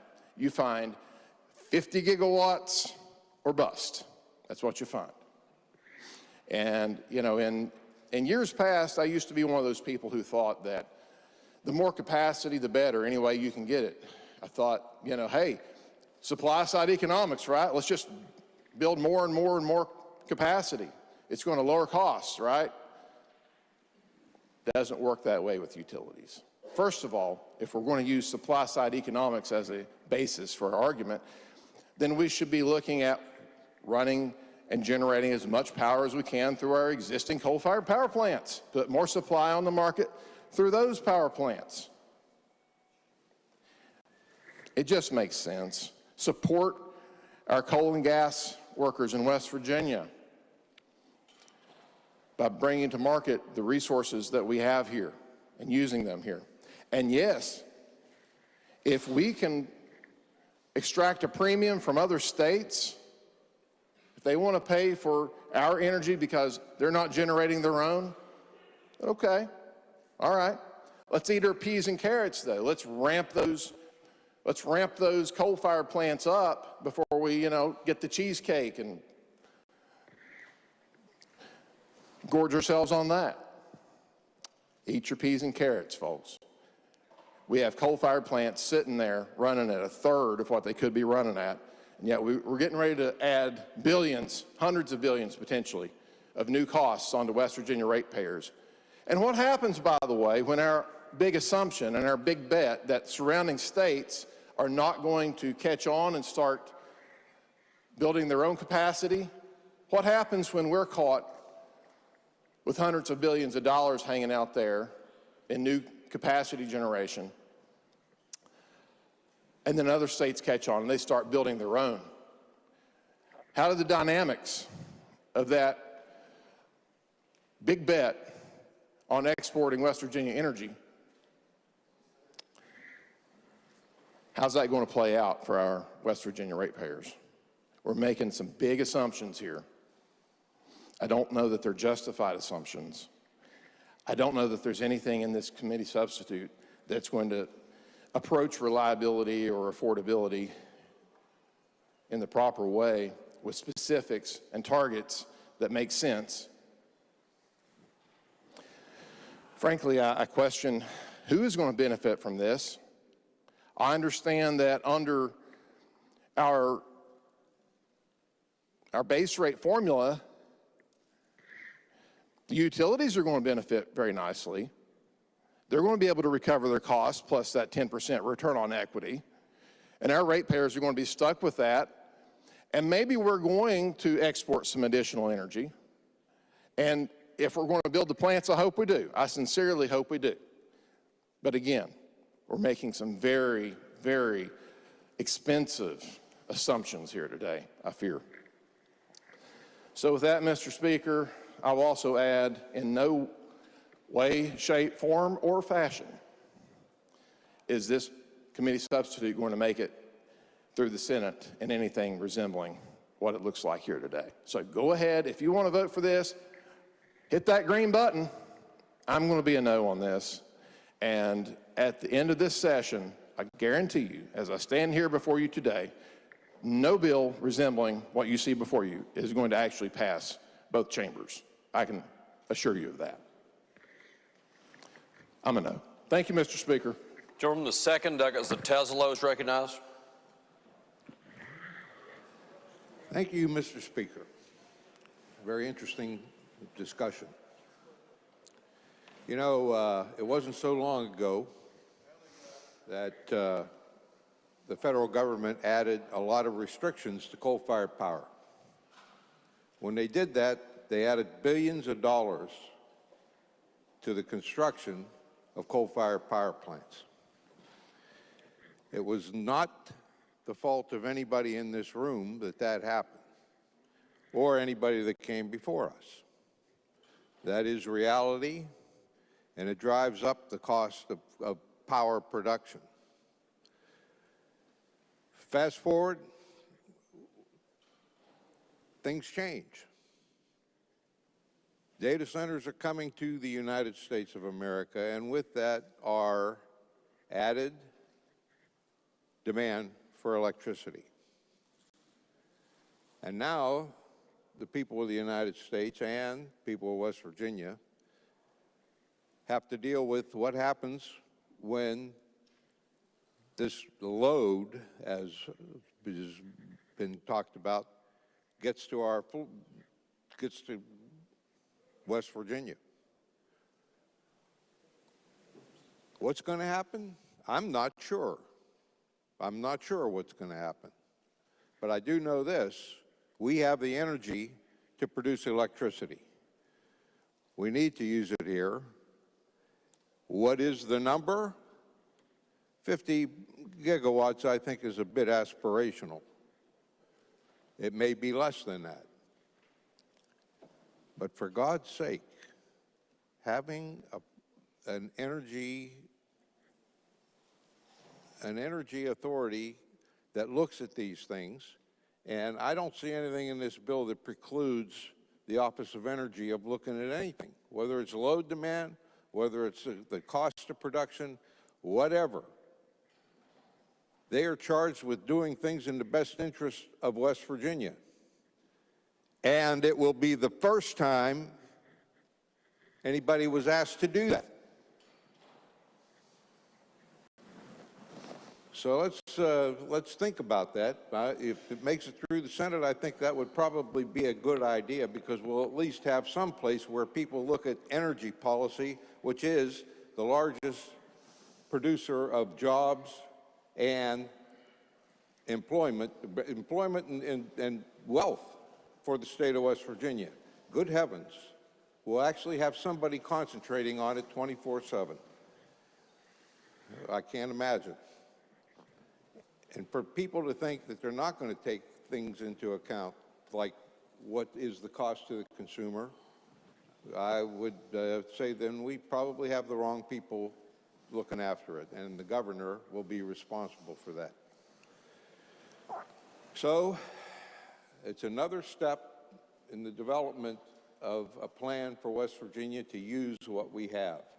I think it's time for us to weigh in and strongly support it. And so for that, I definitely am in favor of this bill. I think it's a long time coming. Thank you, Mr. Speaker. Gentleman from the 53rd, Doggett Levitt's recognized. Thank you, Mr. Speaker. I just want to echo what the Vice Chair has just said here and what the Chair of Energy has noted. Everyone in this room realizes that the cost of electricity and utilities is a challenge for a lot of people right now. But the best thing that we can do as a body to try and change that is to come up with a good, sound policy. And that's exactly what this bill aims to do. And again, I commend the governor for proposing it.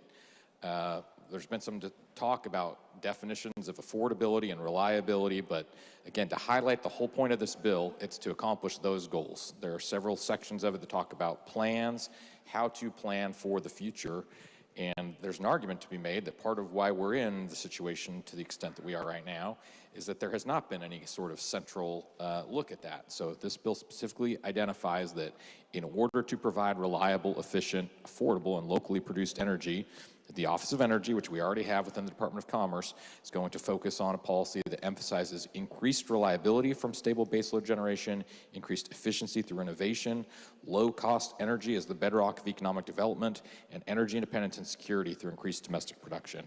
Again, as this plan is provided, it's required to be provided back from the Office of Energy to the legislature and the governor by December 1st of this year. I would imagine that the things that my colleague wants to see are exactly the sort of things that this plan is going to focus on. It's also mandated in here that it provide recommendations on prioritizing baseload generation over intermittent generation. We have a pretty good idea of what that's going to look like. Allowing the state's coal-fired power plants to remain fully operational through at least 2050, developing a strategy for developing baseload energy. Again, the things that are in here, from my perspective, are extremely helpful for our state. Further down the state energy security plan, one of the things that was discussed by my colleague in raising questions about this bill requires that the Office of Energy provide a state energy profile, including an assessment of energy production, transmission, distribution, and end use.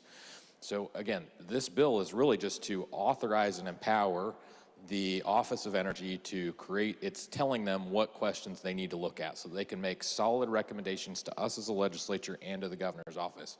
Will we get to 50 by 50? I don't know.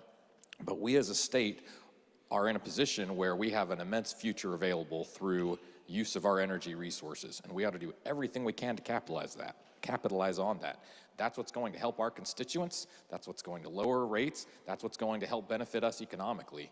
And so I would, the way to get to that point is to plan now and to do that planning in the best way possible. And that's what I think this bill allows us to do. So I strongly urge its adoption. Thank you. Gentleman from the 22nd, Doggett Linville's recognized. Thank you, Mr. Speaker, and I will be brief on this. We've got a bill in front of us that was by request of the governor, by request of the executive. The same executive who, when he was Attorney General, sued and sued and sued and sued again the federal government every time they attacked coal. He won. West Virginia versus EPA. He went to Washington like 6-7 days ago and got the Department of Interior to agree to allow us to be the prime regulator and take primacy on coal reserves and federal lands in the state of West Virginia. This governor has endeavored to advance coal. I think his bill continues to do that. It seems like we've come full circle in this building. All of a sudden, we've got folks arguing against building power generation in the state of West Virginia. That's been our identity. For more than 100 years, that's been our identity. I'm one of the biggest friends of coal coming and going. 2024, Coal Legislator of the Year. Proud of it, very proud of it. I'm also proud to support the bill that we have in front of us because for once we're trying to turn the division, or actually Office of Energy, which has a very meager budget, into something that's not simply just focused on the energy efficiency of state-owned governmental buildings. We're trying to turn this into a policy arm. You want to talk about 50 by 50 and who pays for those things? First, if it's a regulated electric utility, that means that the ratepayers actually have any cost associated with it. Every single build that they do has to go through the full process of the PSC, look at the pros and cons, and look at the costs associated with it. Right? But what doesn't have to go before the PSC, for instance, is a merchant power plant. Have we forgotten that there are those, the ones that the ratepayers don't pay for? Merchant power plants. There's also microgrids, those that, again, the ratepayers don't actually pay for, and yet we get all of the benefit. We get the additional severance taxes, we get the additional property taxes, we get the additional employment taxes, we get all of that. We get those monies moving through the communities, right? And anywhere that you are in this state, if you've got a power plant in your community, go run a poll and figure out how many people want to shut those down. Now, on top of that, our government has been working with the Trump administration to assure that our existing coal-fired power plants run all the way through at least 2050. And 2 or 3 years ago, we were sitting here talking about whether or not one was going to be slated for retirement. 3 or 4 years ago, we were talking about saving the Pleasants Power Plant, which we did, which turns out to be a pretty genius move, if you ask me, in that we can site a data center right next to it, and we're one of the only places that has 2+ gigawatts just waiting to be dispatched at any given time. So friends, let's not overcomplicate this bill.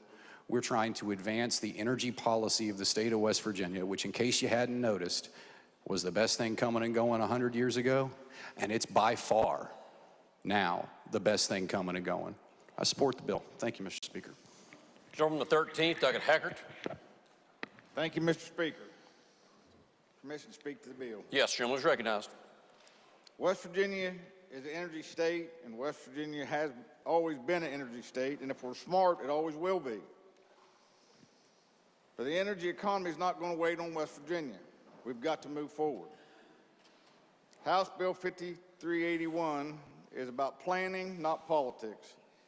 It creates a comprehensive energy development framework so we can move forward with generation, transmission, infrastructure, and economic recruitment. That means grid reliability, that means investor certainty, and it means jobs staying here in West Virginia. Planning ahead is cheaper than reacting in a crisis, and I'd rather be in control than be dictated to what we're going to do. I urge adoption. Thank you. Gentleman the 65th, Douglas Martin. Thank you, Mr. Speaker. Great googly moogly. I move the previous question. Gentleman the 65th moves the previous question. Is the demand sustained? Demand is sustained. The question is, shall the previous question be ordered? Those in favor of ordering the previous question will vote aye. Those opposed will vote no. The clerk will prepare the machine.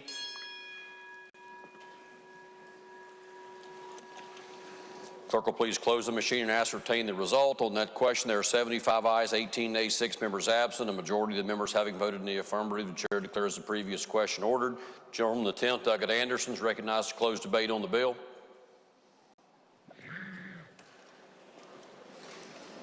Thank you, Mr. Speaker. I would submit the governor's bill seeks to answer many of the questions previously asked from the gentleman from Wayne. The Office of Energy will evaluate many of those things that he called to the attention of this body. I would further submit we live in a nation that believes in capitalism and free markets. Yes, some of our power plants in this state are regulated by the Public Service Commission. Some are merchant plants. We have a variety of sources of generation. The base load, I would say, would be natural gas and coal, and potentially in the future it might be nuclear. But the Office of Energy will be evaluating that. Many of the questions asked by the gentleman from Wayne, I think the Office of Energy will take seriously and develop answers to give this legislature in the future the very best advice it can on matters. And we live in a capitalistic society. I do not believe the power generators in this state or people considering building additional generation do so just for the sake because they want to do something. It is a market economy by and large. We've seen natural gas plants announced, at least two, that will be burning gas and generating electricity. They would not be making these billions of dollars worth of investments if they did not anticipate they have a market with which to market their electrons in West Virginia. The recent announcement of a large data center in Berkeley County is going to increase the need for generation for that, and the governor is working on other potential data centers coming to this state. The gentleman from Cabell recently pointed out what that means if one is landed in your county. It's millions of dollars worth of tax revenue to the county in the taxes they will pay, helping school systems, helping county commissions. I anticipate the efforts this legislature has made in modernizing regulations and encouraging investment in this state and marketing this state is going to yield additional fruit for this state in future announcements, hopefully sooner rather than later. But the Office of Energy, I think, as envisioned by the governor's bill, will give us a consolidated office with which to answer many of our questions as we seek to build a better economy for the people of this state. Thank you, Mr. Speaker. I urge passage of the bill. Debate on the bill has been closed. The question before the House is, shall the bill pass? Those in favor of passage of the bill will please vote aye. Those opposed will please vote no. The clerk will prepare the machine. Has every member voted? Gentleman of the 51st, Douglas Clay, your vote's not registered. Clerk will please close the machine and ascertain the result. On that question, there are 92 ayes, 3 nays, and 4 members absent. A majority of members having voted in the affirmative, the chair declares the bill passed. The clerk will please report the title. Committee substitute for House Bill 5381. Are there title amendments? If not, the title as read by the clerk will be and remain the title of the bill. The clerk will please communicate the action of the House to the Senate. Next bill on third reading. House Bill 5382 relating to the Neighborhood Investment Program. The question before the House is, shall the bill pass? Are there objections to having the bill explained in lieu of having the bill read? Objection is heard. Clerk will please read the bill.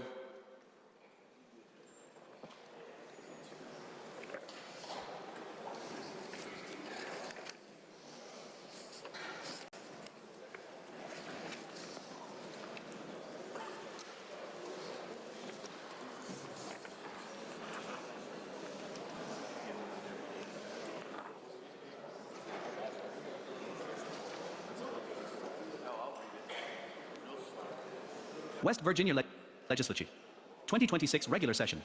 Engrossed. House Bill 5382 by Delegates Flanagan, Fehrenbacher, Pritt, Mallow, Miller, Stevens, Marple, Root, Brooks, and Martin. Introduced February 9, 2026. Referred to the Committee on Finance. A bill to amend and reenact Section 11-13J, 12 of the Code of West Virginia, 1931, as amended, relating to extending the Neighborhood Investment Program. Be it enacted by the Legislature of West Virginia. Article 13J. Neighborhood Investment Program. Section 11-13J, 12. Program evaluation, expiration of credit, preservation of entitlement. Beginning on December 15, 2005, and every third year thereafter, the Director shall secure an independent review of the Neighborhood Investment Program created by this article and present the findings to the Joint Committee on Government and Finance. Unless sooner terminated by law, the Neighborhood Investment Program Act terminates on July 1, 2031. There is no entitlement to the tax credit under this article for a contribution made to a certified Clerk, project please after July 1, pause the reading of the 2031, bill. and no credit is available. Was the objection raised by the gentleman from the 80th? From the 79th. Clerk will please proceed with to any taxpayer for any contribution made after that date. Taxpayers which have gained entitlement to the credit pursuant to eligible contributions made to certified projects prior to July 1, 2031, shall retain that entitlement and apply the credit in due course pursuant to the requirements and limitations of this article.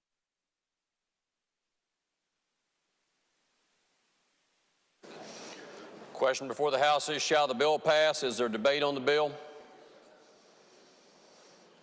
If not, those in favor of passage of the bill will please vote aye. Those opposed will please vote no. The clerk will prepare the machine.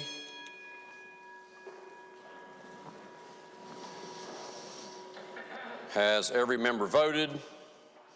If so, the clerk will please close the machine and ascertain the result. On that question, there are 84 ayes, 3 nays, 12 members absent. Majority of the members having voted in the affirmative, the chair declares that bill passed. The clerk will please report the title. House Bill 5382. Are there title amendments? If not, the title as read by the clerk will be and remain the title of the bill. Clerk will please communicate the action of the House to the Senate. Next bill on third reading. House Bill 5413 relating to the Central Abuse Registry. The question before the House is, shall the bill pass? Are there objections to having the bill explained in lieu of having the bill read? If not, gentlemen from the 55th to explain the bill. Delegate Akers. Great googly moogly, Mr. Speaker. House Bill 5413 moves the payment obligations for the Central Abuse Registry from the county clerks to the circuit clerks, to the West Virginia State Police. Also provides that anyone who's on both the Central Abuse Registry and also the Sex Offender Registry only pays one fee, and also changes the payment deadlines. Mr. Speaker. Meanwhile, Mr. Speaker, for sure and for certain, may God bless you all real good, and urge passage. Question before the House again is, shall the bill pass? Is there debate on the bill?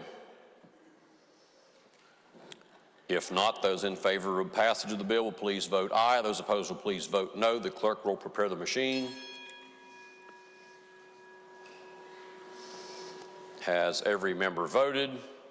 If so, the clerk will please close the machine and ascertain the result. On that question, there are 90 ayes, 0 nays, 9 members absent. A majority of the members having voted in the affirmative, the chair declares the bill passed. The clerk will please report the title. House Bill 5413.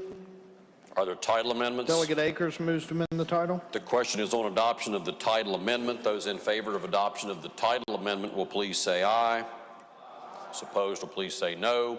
The ayes have it. The chair declares the title amendment adopted. The title as amended by the House will be and remain the title of the bill. Gentleman, the first. Move to make the bill effective from passage. The question now is on the motion that the bill be made effective from passage. Those in favor of the motion will please vote aye. Those opposed will please vote no. The clerk will prepare the machine. Has every member voted? If so, the clerk will close the machine and ascertain the result. On that question, there are 89 ayes, 0 nays, and 10 members absent. 2/3 of the members having voted in the affirmative, the chair declares the bill effective from passage. The clerk will please communicate the action of the House to the Senate. Next bill on third reading. House Bill 5459 relating to a tax on managed care organizations. The question before the House is, shall the bill pass? Are there objections to having the bill explained in lieu of having the bill read? No objections are heard. Gentleman, the 26th, Delegate Rohrbach, is recognized to explain the bill. Thank you, Mr. Speaker. Mr. Speaker, this bill seeks to modify the current law by imposing an annual broad-based provider tax on each health maintenance organization in the state. The tax revenues are used as matching funds to maximize federal Medicaid funding that would increase Medicaid reimbursements for a type of HMO known as a managed care organization. Current law sets forth tiers for the current tax, with language allowing the West Virginia Bureau of Medical Services to increase the tax each year thereafter as allowed by federal law. This bill would replace the tiers with the following. Beginning July 1, 2027, the tax imposed by this section shall be 2.5% of each certified HMO's gross premiums written in the state during the calendar year. The purpose of this bill is to bring us in compliance with the requirements for Medicaid going forward under House Bill 1. That's a summary of the bill, Mr. Speaker, and I urge passage. The question before the House is, shall the bill pass? Is there debate on the bill? Lady from the 56th, Delegate Young, is recognized on the bill. Thank you, Mr. Speaker. Will the gentleman from Cabell yield for a question? Gladly. Okay, so it seems like right now we've got tiers, and this is going to just one flat rate. Is that right? Gentlelady is correct. Currently, the tiers, there's two different types of tiers, one for the Medicaid premium dollars and one for the non-Medicaid premium. Under HB 1, that was ruled to no longer be allowed. You have to treat the Medicaid and the non-Medicaid premiums the same in a managed care organization. Therefore, what we did was we came up with the number of 2.5%, as the gentlelady will see in the bill. That will keep us whole with where we were before, because frankly, before the tax was really small on the non-Medicaid premium dollars and way bigger on the Medicaid. And that part we can't continue going forward. We can have a provider tax, not an HMO tax, but we can't do it with a differential tiered basis. So this is what we came up with. The 2.5% will keep us whole.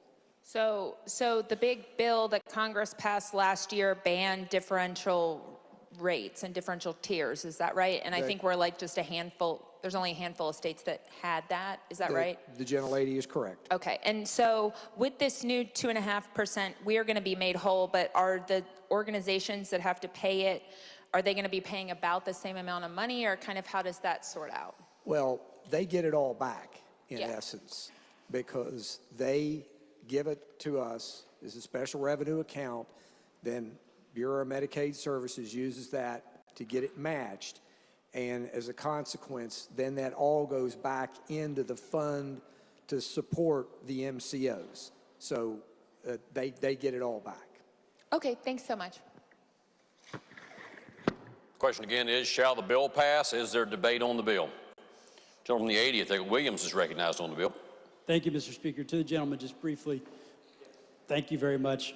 So does this, in terms of the Medicaid dollars that we are losing because of the bill over the summer, does this make us completely whole with Medicaid dollars, or does that still affect what we're going to be getting from the federal government? Well, to the gentleman, this simply deals with the MCO tax.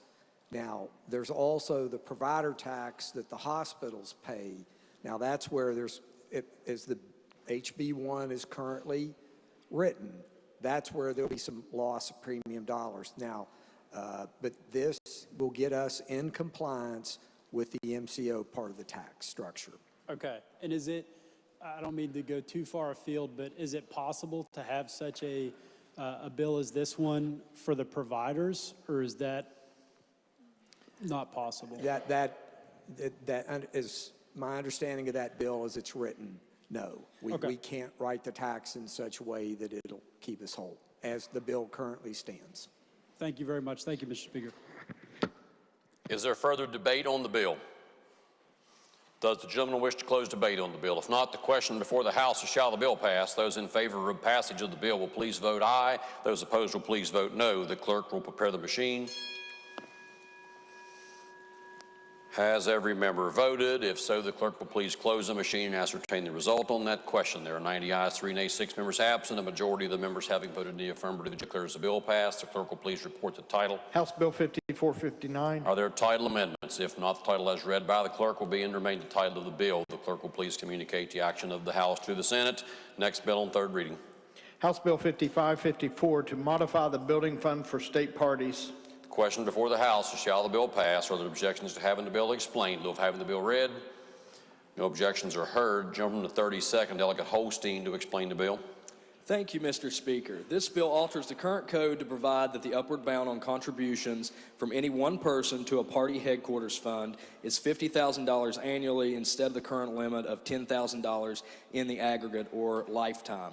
If you look on page 2 of the bill, lines 36 through 39, I believe, it explicitly states what the party building fund can be used for, and that is for rental, purchase, construction, or financing of a state executive committee headquarters or county executive committee headquarters.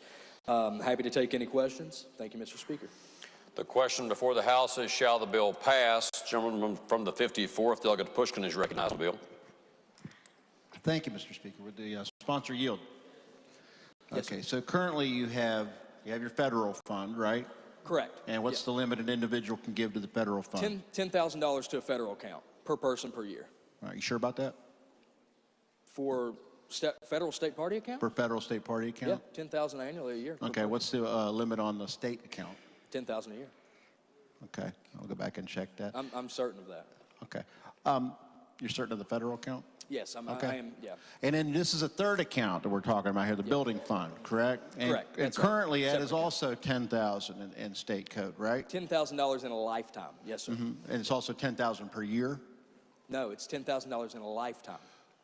So, do you Yeah, mind but the if I most they explain? could give at any time, so. At any time, yes, Yeah, sir, absolutely, okay. 10,000. And this seeks to raise it to 50,000 per year? Correct. And up to $1 million in No, aggregate? So the million is already in the code. So currently, right now, because of the lifetime cap, a person could only give $10,000, right? Only. So, correct, at any point in time. Under this legislation, in order for them to give $1 million, they would have to contribute a $50,000 annually for 20 years. But you also have to take into account what's been raised previously under the building fund. Because current law, as it exists, says that the party building fund cannot spend more than $1 million in its existence. So you have to, the limit goes down, down, down, depending on how many contributions and expenditures have been made in its entire lifetime. Okay. Yeah. So this greatly raises what an individual can give to this particular fund to Correct. allow to buy a building for a political party or for a county committee or whatnot. Was this bill brought to you by a constituent? It was not, no. What was the impetus for this? Well, I thought it's good policy. I'm You the think it's chairman good of the- policy? Yeah, yeah, Okay. Thank you for yielding. yeah. Thank you. I'm not sure what problem we're trying to address here, that there's not enough money in politics. Absolutely nobody brought this to anybody. I would like to give $50,000 a year to the state party to help them purchase a new building. Yeah, to me, I find it just a bit disgusting that we're even taking something like this up while many of us have constituents that don't have access to clean water. Yeah, we want to raise the limits to $50,000, $1 million in aggregate that one individual can give to a political party.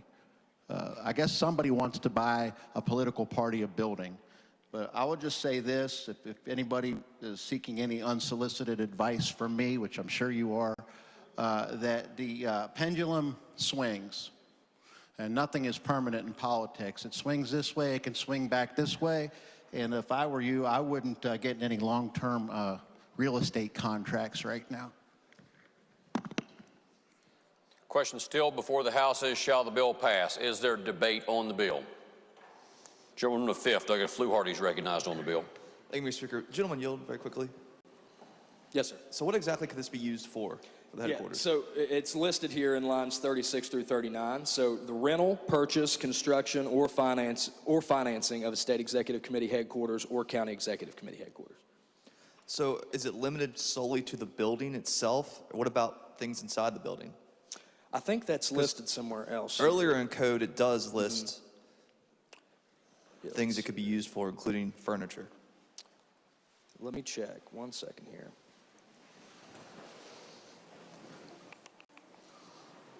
Yes, so that is lines 7, I guess, 7 through 9. Utilities, maintenance, furniture, fixtures, and equipment. Yes. So we're not talking about just the building itself. We're talking about things within the building Within as the well. building. Sure. Okay, I just want to make sure that clarify that. Thank you. Yes, sir. Very briefly, Mr. Speaker. Gentleman is recognized. I'm old enough to remember when we impeached an entire Supreme Court over a $32,000 couch. Now maybe we could just move it to your headquarters, because that's what this allows. $1,000 pillows, $50,000 curtains, you know, some expensive drapes, and nobody's asking for it. This is just dirty. I sat here for an entire summer and heard testimony about inappropriate spending and how West Virginians didn't want this. And for the first time in our nation's history, an entire Supreme Court was wiped out.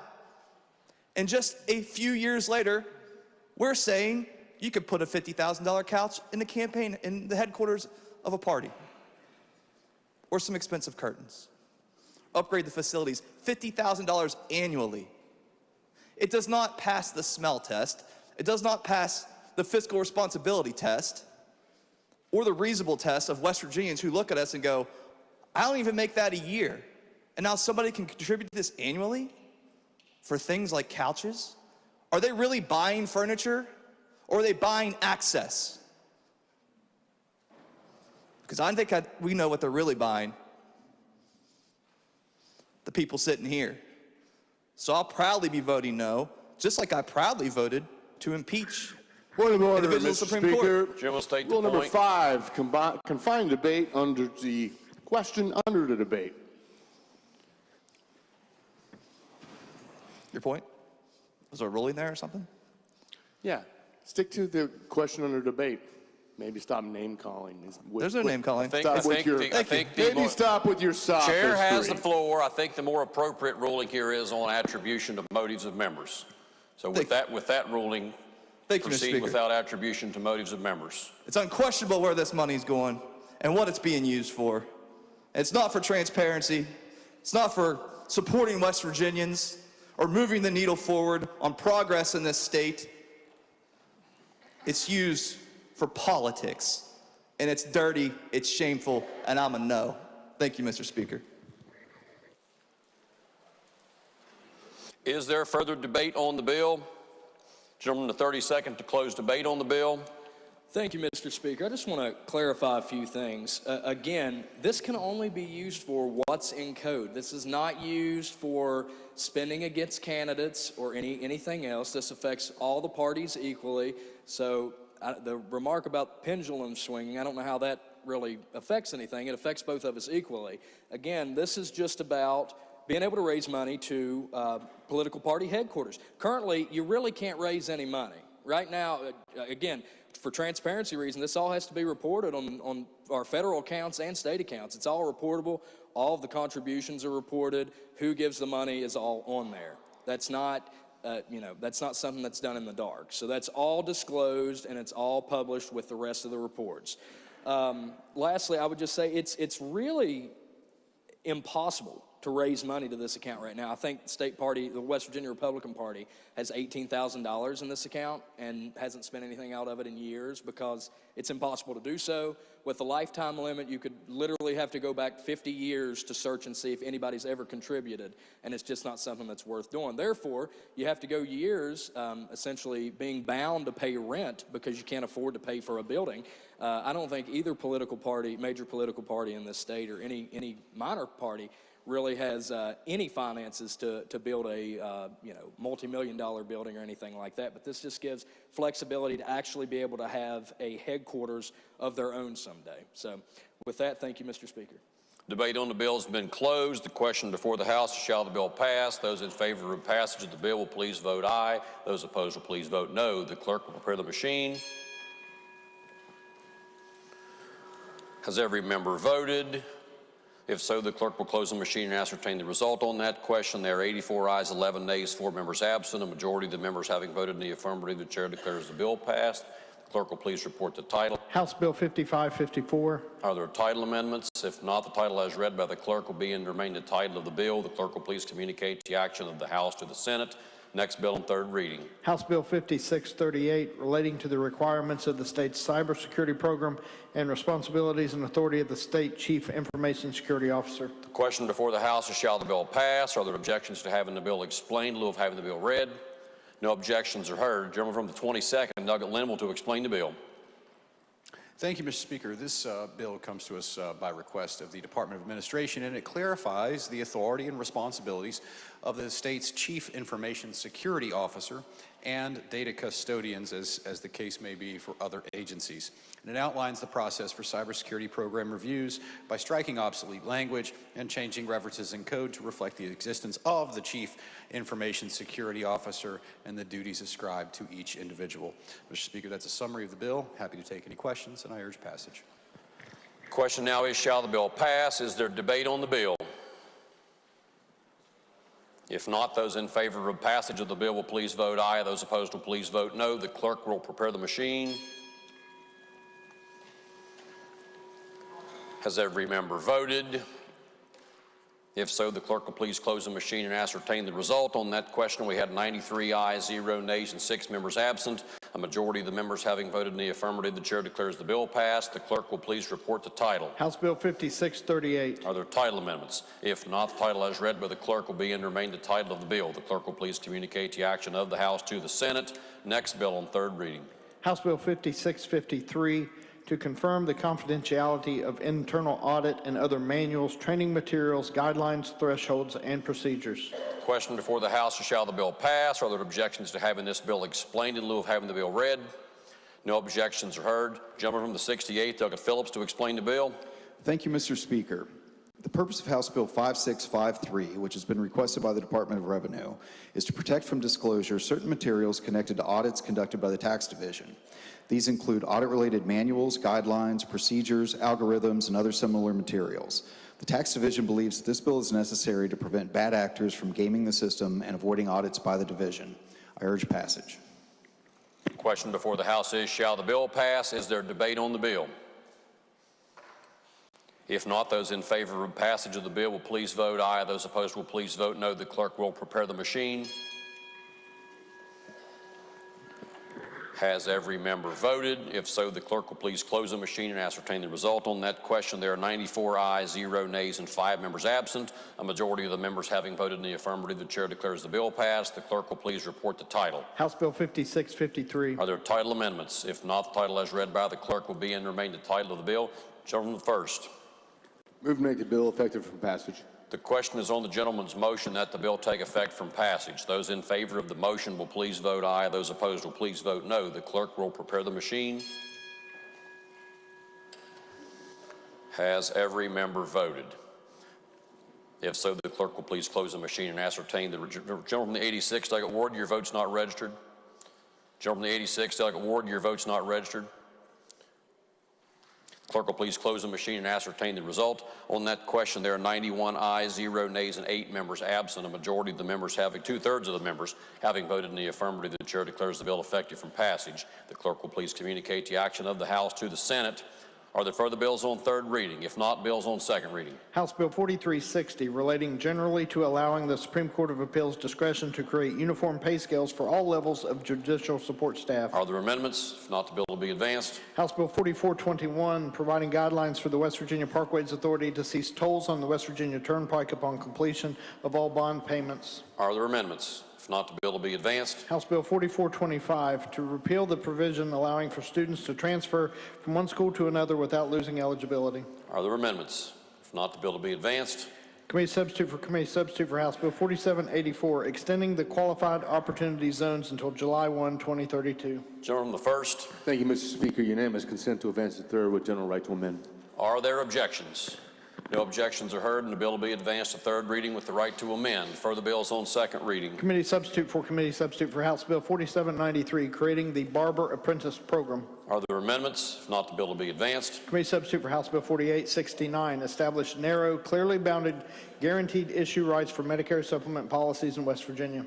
Are there amendments? If not, the bill will be advanced. Committee substitute for House Bill 5063, to permit the County Commission to appoint a county commissioner to a Convention and Visitors Bureau as a voting member.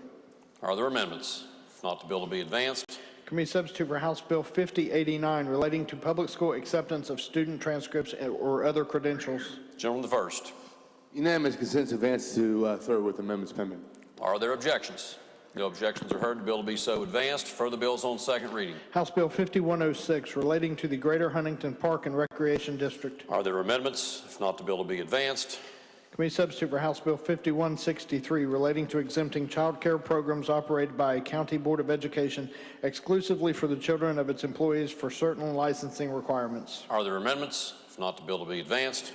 Committee substitute for House Bill 5319, camping ban on certain public property. Are there amendments? Delegate Lewis moves to amend the committee substitute. This is HFA Lewis 3-2. Are there objections to allowing the sponsor to explain the amendment in lieu of having the amendment read? No objections are heard. Gentleman from the 57th, Delegate Lewis, is recognized to explain the amendment. Thank you, Mr. Speaker.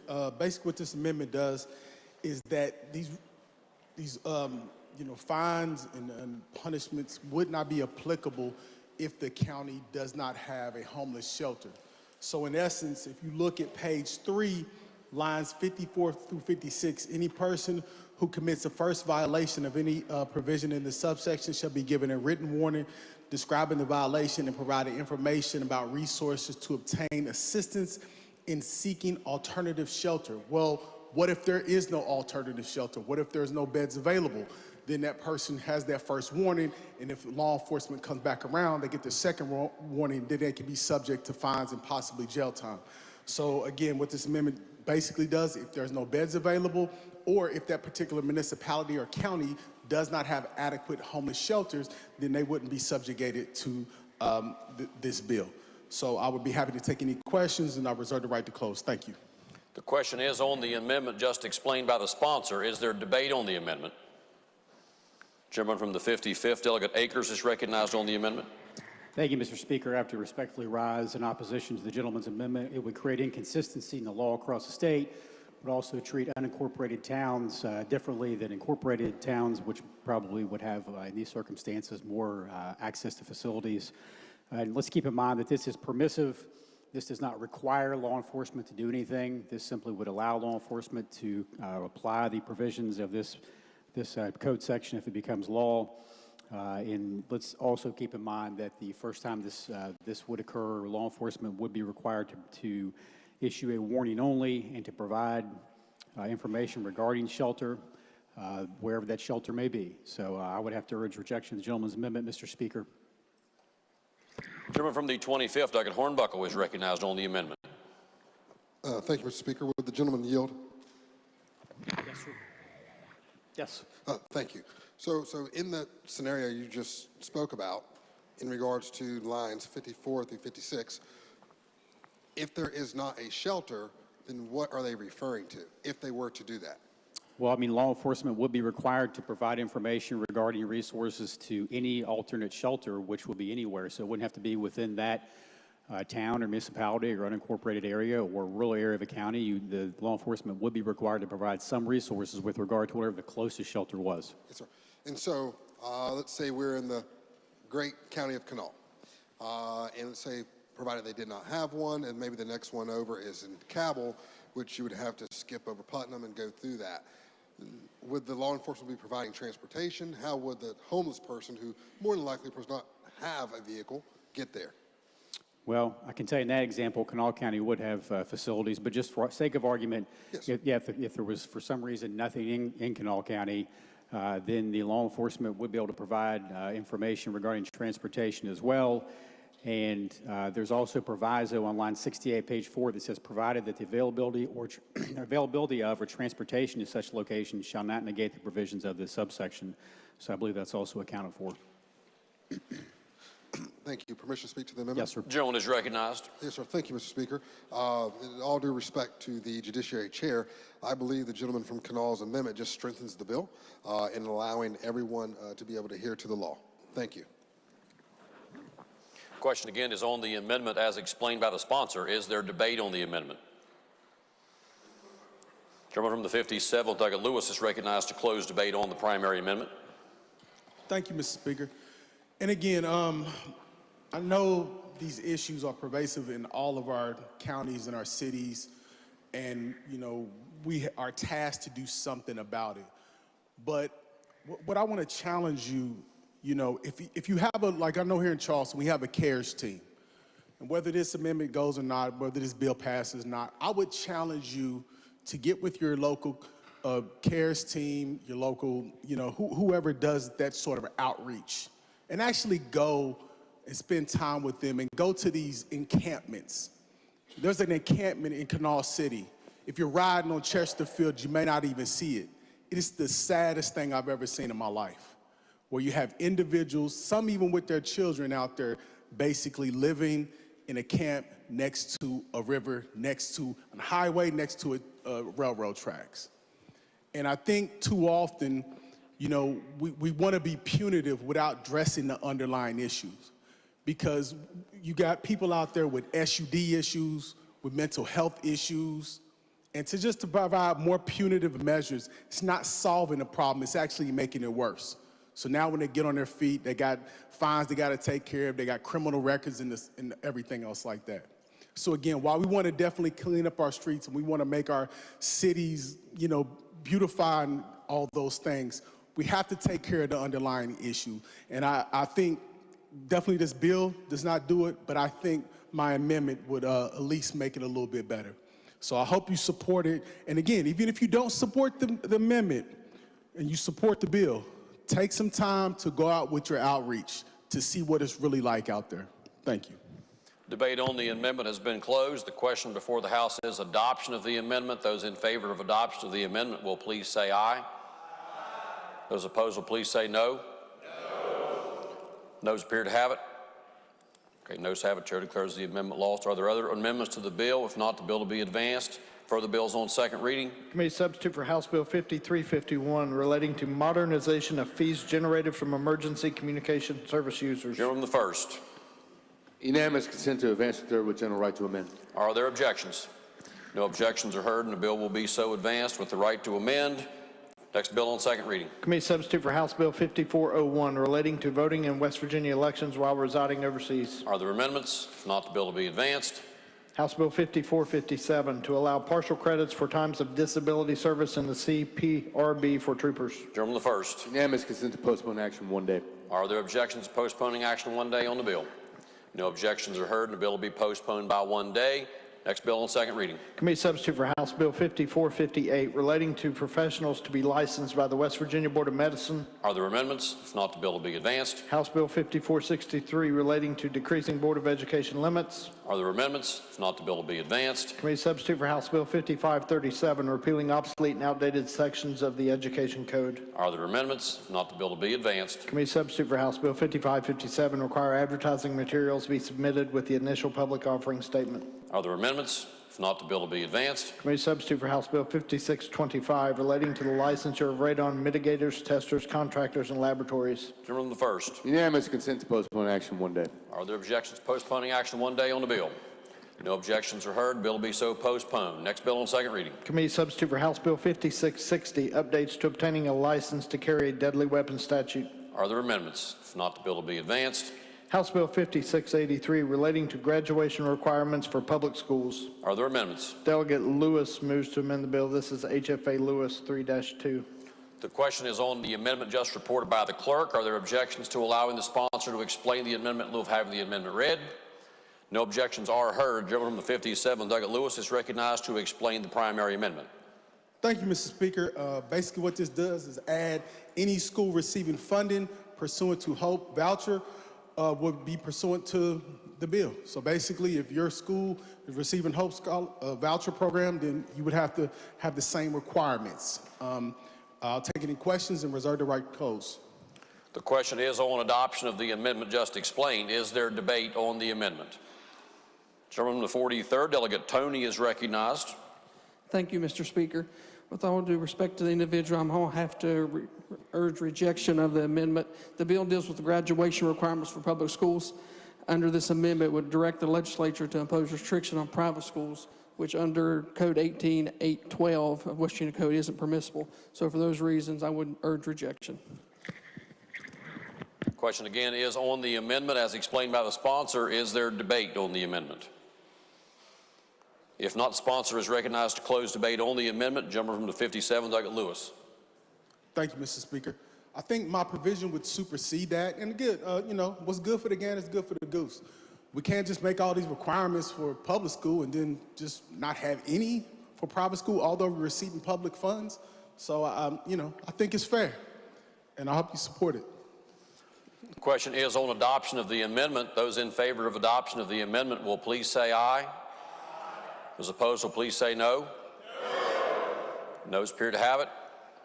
Okay, noes have it. Chair declares the amendment lost. Are there other amendments to the bill? If not, the bill will be advanced to third reading. Are there other bills on second reading? If not, bills on first reading. Committee substitute for House Bill 4001 creating Team West Virginia Corporation. Bill will be advanced. Committee substitute for House Bill 4010 providing a statutory program for loaning financial assistance to local airports for airplane hangar construction in the state. Bill will be advanced. Committee substitute for House Bill 4025 exempting certain employees from the classified civil service system. bill will be advanced. Committee substitute for House Bill 4191, increase the tax credit for employers providing child care for employees. The bill will be advanced. Committee substitute for House Bill 4418, creating the Tax Efficiency Act of 2026. The bill will be advanced. Committee substitute for House Bill 4538, regarding fines in DOH work zones. Bill will be advanced. Committee substitute for House Bill 4588, relating to participating in the federal tax credit scholarship program. The bill will be advanced. House Bill 4772, to ensure the integrity of West Virginia's Medicaid program by requiring regular verification of enrollee status and prompt removal of deceased individuals from active Medicaid rolls. Bill will be advanced. Committee substitute for House Bill 4986, relating to providing additional ground for abandonment finding in an adoption proceeding. Bill will be advanced. Committee substitute for House Bill 5004, relating generally to coverage of PANS and PANDAS. Bill will be advanced. Committee substitute for House Bill 5060, relating to decentralized unincorporated nonprofit associations. Bill will be advanced. Committee substitute for House Bill 5074, relating to changing the allocation of proceeds in the medical cannabis program fund. Bill will be advanced. Committee substitute for House Bill 5088, relating to natural resource police officer retirement. Bill will be advanced. Committee substitute for House Bill 5260, relating generally to medical cannabis. Bill will be advanced. Committee substitute for House Bill 5327, West Virginia ALS Care Services Act. Bill will be advanced. Committee substitute for House Bill 5353, to bring virtual currency kiosks within the purview of money transmission licensure and create disclosure requirements and daily transaction limitations for new and existing customers. Bill will be advanced. Committee substitute for House Bill 5438, to modify the foundation allowance to improve instructional programs. The bill will be advanced. Committee substitute for House Bill 5441, reforming state personnel system. The bill will be advanced. Committee substitute for House Bill 5464, West Virginia First Live Racing Jobs Act of 2026. Bill will be advanced. Committee substitute for House Bill 5466, relating to abuse prevention program. Bill will be advanced. Committee substitute for House Bill 5480, relating to establishing the West Virginia Youth Summer Employment and Career Readiness Program. Bill will be advanced. Committee substitute for House Bill 5484, creating the crime of conspiracy to deny medical treatment to victim of sexual offense. Bill will be advanced. House Bill 5511, to allow money to be paid to County Board of Education employees' estates for accrued and unused leave if they pass away before retirement. Bill will be advanced. Committee substitute for House Bill 5515, relating to modernizing and updating workers' compensation statutes. Bill will be advanced. Committee substitute for House Bill 5527, relating to wellness reimbursement programs. Bill will be advanced. Committee substitute for House Bill 5528, relating to protection of personal residential information of certain public officials. Bill will be advanced. Committee substitute for House Bill 5563, to create the West Virginia Timely Transplant Referral and Veteran Care Coordination Act. Bill will be advanced. Committee substitute for House Bill 5622, amendments to city charters. Bill will be advanced. House Bill 5649, relating to confidentiality of certain records pertaining to adults and facility residents. The bill will be advanced. House Bill 5685, relating to authorizing bonds for improvements to the West Virginia Science and Culture Center. Bill will be advanced. House Bill 5686, relating to the timing of payments of annually required deposit into an eligible recipient's Hope Scholarship account. Bill will be advanced. Are there other bills on first reading? If not, gentlemen, the first. Unanimous consent, Mr. Speaker, to return to third order of business for purposes of receiving a committee report. Are there objections? No objections are heard. Clerk will please return to committee reports. Your Committee on Finance has originated House Joint Resolution 42, Homestead Exemption, and reports the same back with the recommendation a resolution be adopted. Report will be received. Other standing committee reports at this time. Okay, if not, gentlemen, the first. Mr. Speaker, unanimous consent to take up the bill with immediate consideration and have it read a first time. Are there objections to taking up House Joint Resolution 42 to be read a first time? No objections are heard. Clerk will please report House Joint Resolution 42. House Joint Resolution 42, Homestead Exemption. Resolution will be advanced to second reading. For what purpose does the gentleman at 29th seek recognition? Delegate Dillon. Unanimous consent to return to the seventh order of business. Are there objections? Okay, no objections are heard. Gentleman is recognized. Mr. Speaker, pursuant to House Rule 82, I move to discharge House Bill 4894, which establishes the West Virginia Utility Affordability and Economic Competitiveness Act. Gentleman from the 29th moves that Point of inquiry. Gentleman will state the question. Seventh order of business is resolutions, correct?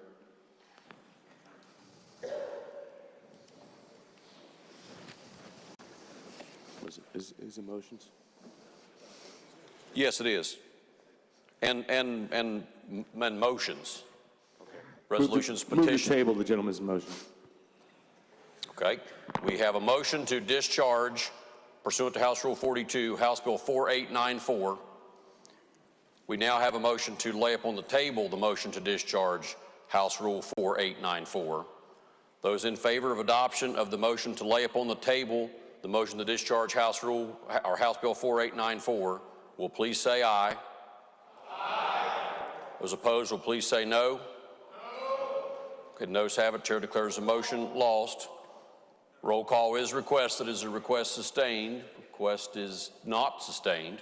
Those in, gentleman from the first.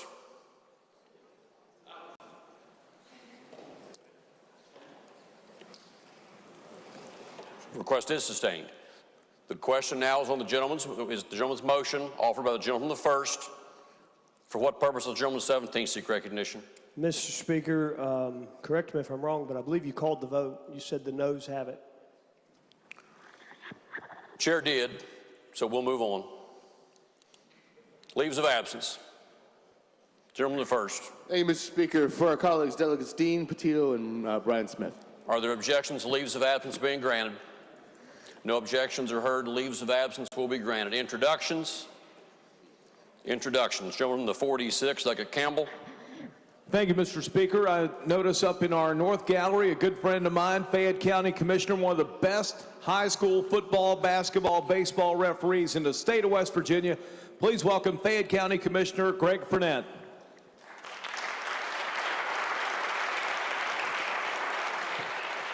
Gentleman from the 80th, Delegate Williams. Thank you, Mr. Speaker. In the West Gallery, we've got a familiar face from the Morgantown Fire Department. We've got Chuck Campbell, but today he's here with his daughter, Carson. If they would both please stand, if the House would give them a warm welcome.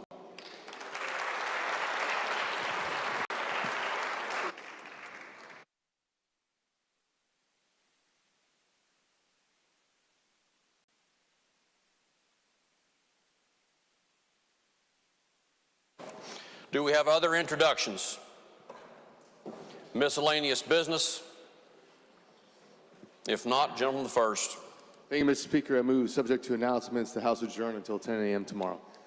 The question is on the gentleman's motion that the House adjourn until 10 a.m. tomorrow. Are there announcements? Gentleman the first. Thank you, Mr. Speaker. Your Rules Committee will meet at 9:45 a.m. tomorrow morning in the Speaker's conference room. Gentleman the 72nd. Thank you, Mr. Speaker. Your Committee on Finance will meet tomorrow, March 3rd at 9 a.m. in the Finance Committee room. The agenda will be posted. Thank you, Mr. Speaker. Gentleman the 41st, Delegate Maynor. Thank you, Mr. Speaker. Your Committee on Judiciary will meet tomorrow, March 3rd at 9 a.m. in the Judiciary Committee room. The agenda will be posted. Gentleman number 39th, Delegate Smith. Thank you, Mr. Speaker. Your Standing Committee on Government Organization will meet today at 1:30 p.m. in the Government Organization Committee room. The agenda is posted. Republicans will caucus at 1:15 in the chair's office. And your Standing Committee on Government Organization will meet tomorrow at 1 p.m. in the Government Organization Committee room. The agenda will be posted. Republicans will caucus at 12:45 in the chair's office. Thank you, Mr. Speaker. Gentleman the 43rd, Delegate Tony.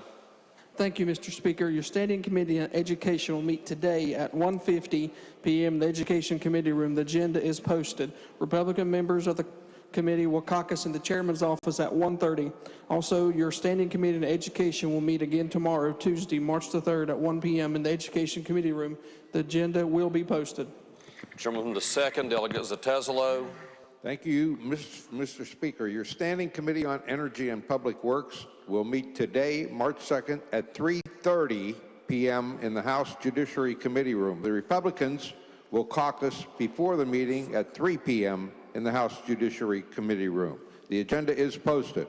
Also, the committee will meet tomorrow, March 3rd at 3 p.m. in the House Judiciary Committee room. The agenda will be posted. Thank you. Gentleman from the 88th, Delegate Hillenbrand. Thank you, Mr. Speaker. Immediately following floor session, there will be a remembrance of the USS West Virginia immediately outside the chamber. Are there other announcements?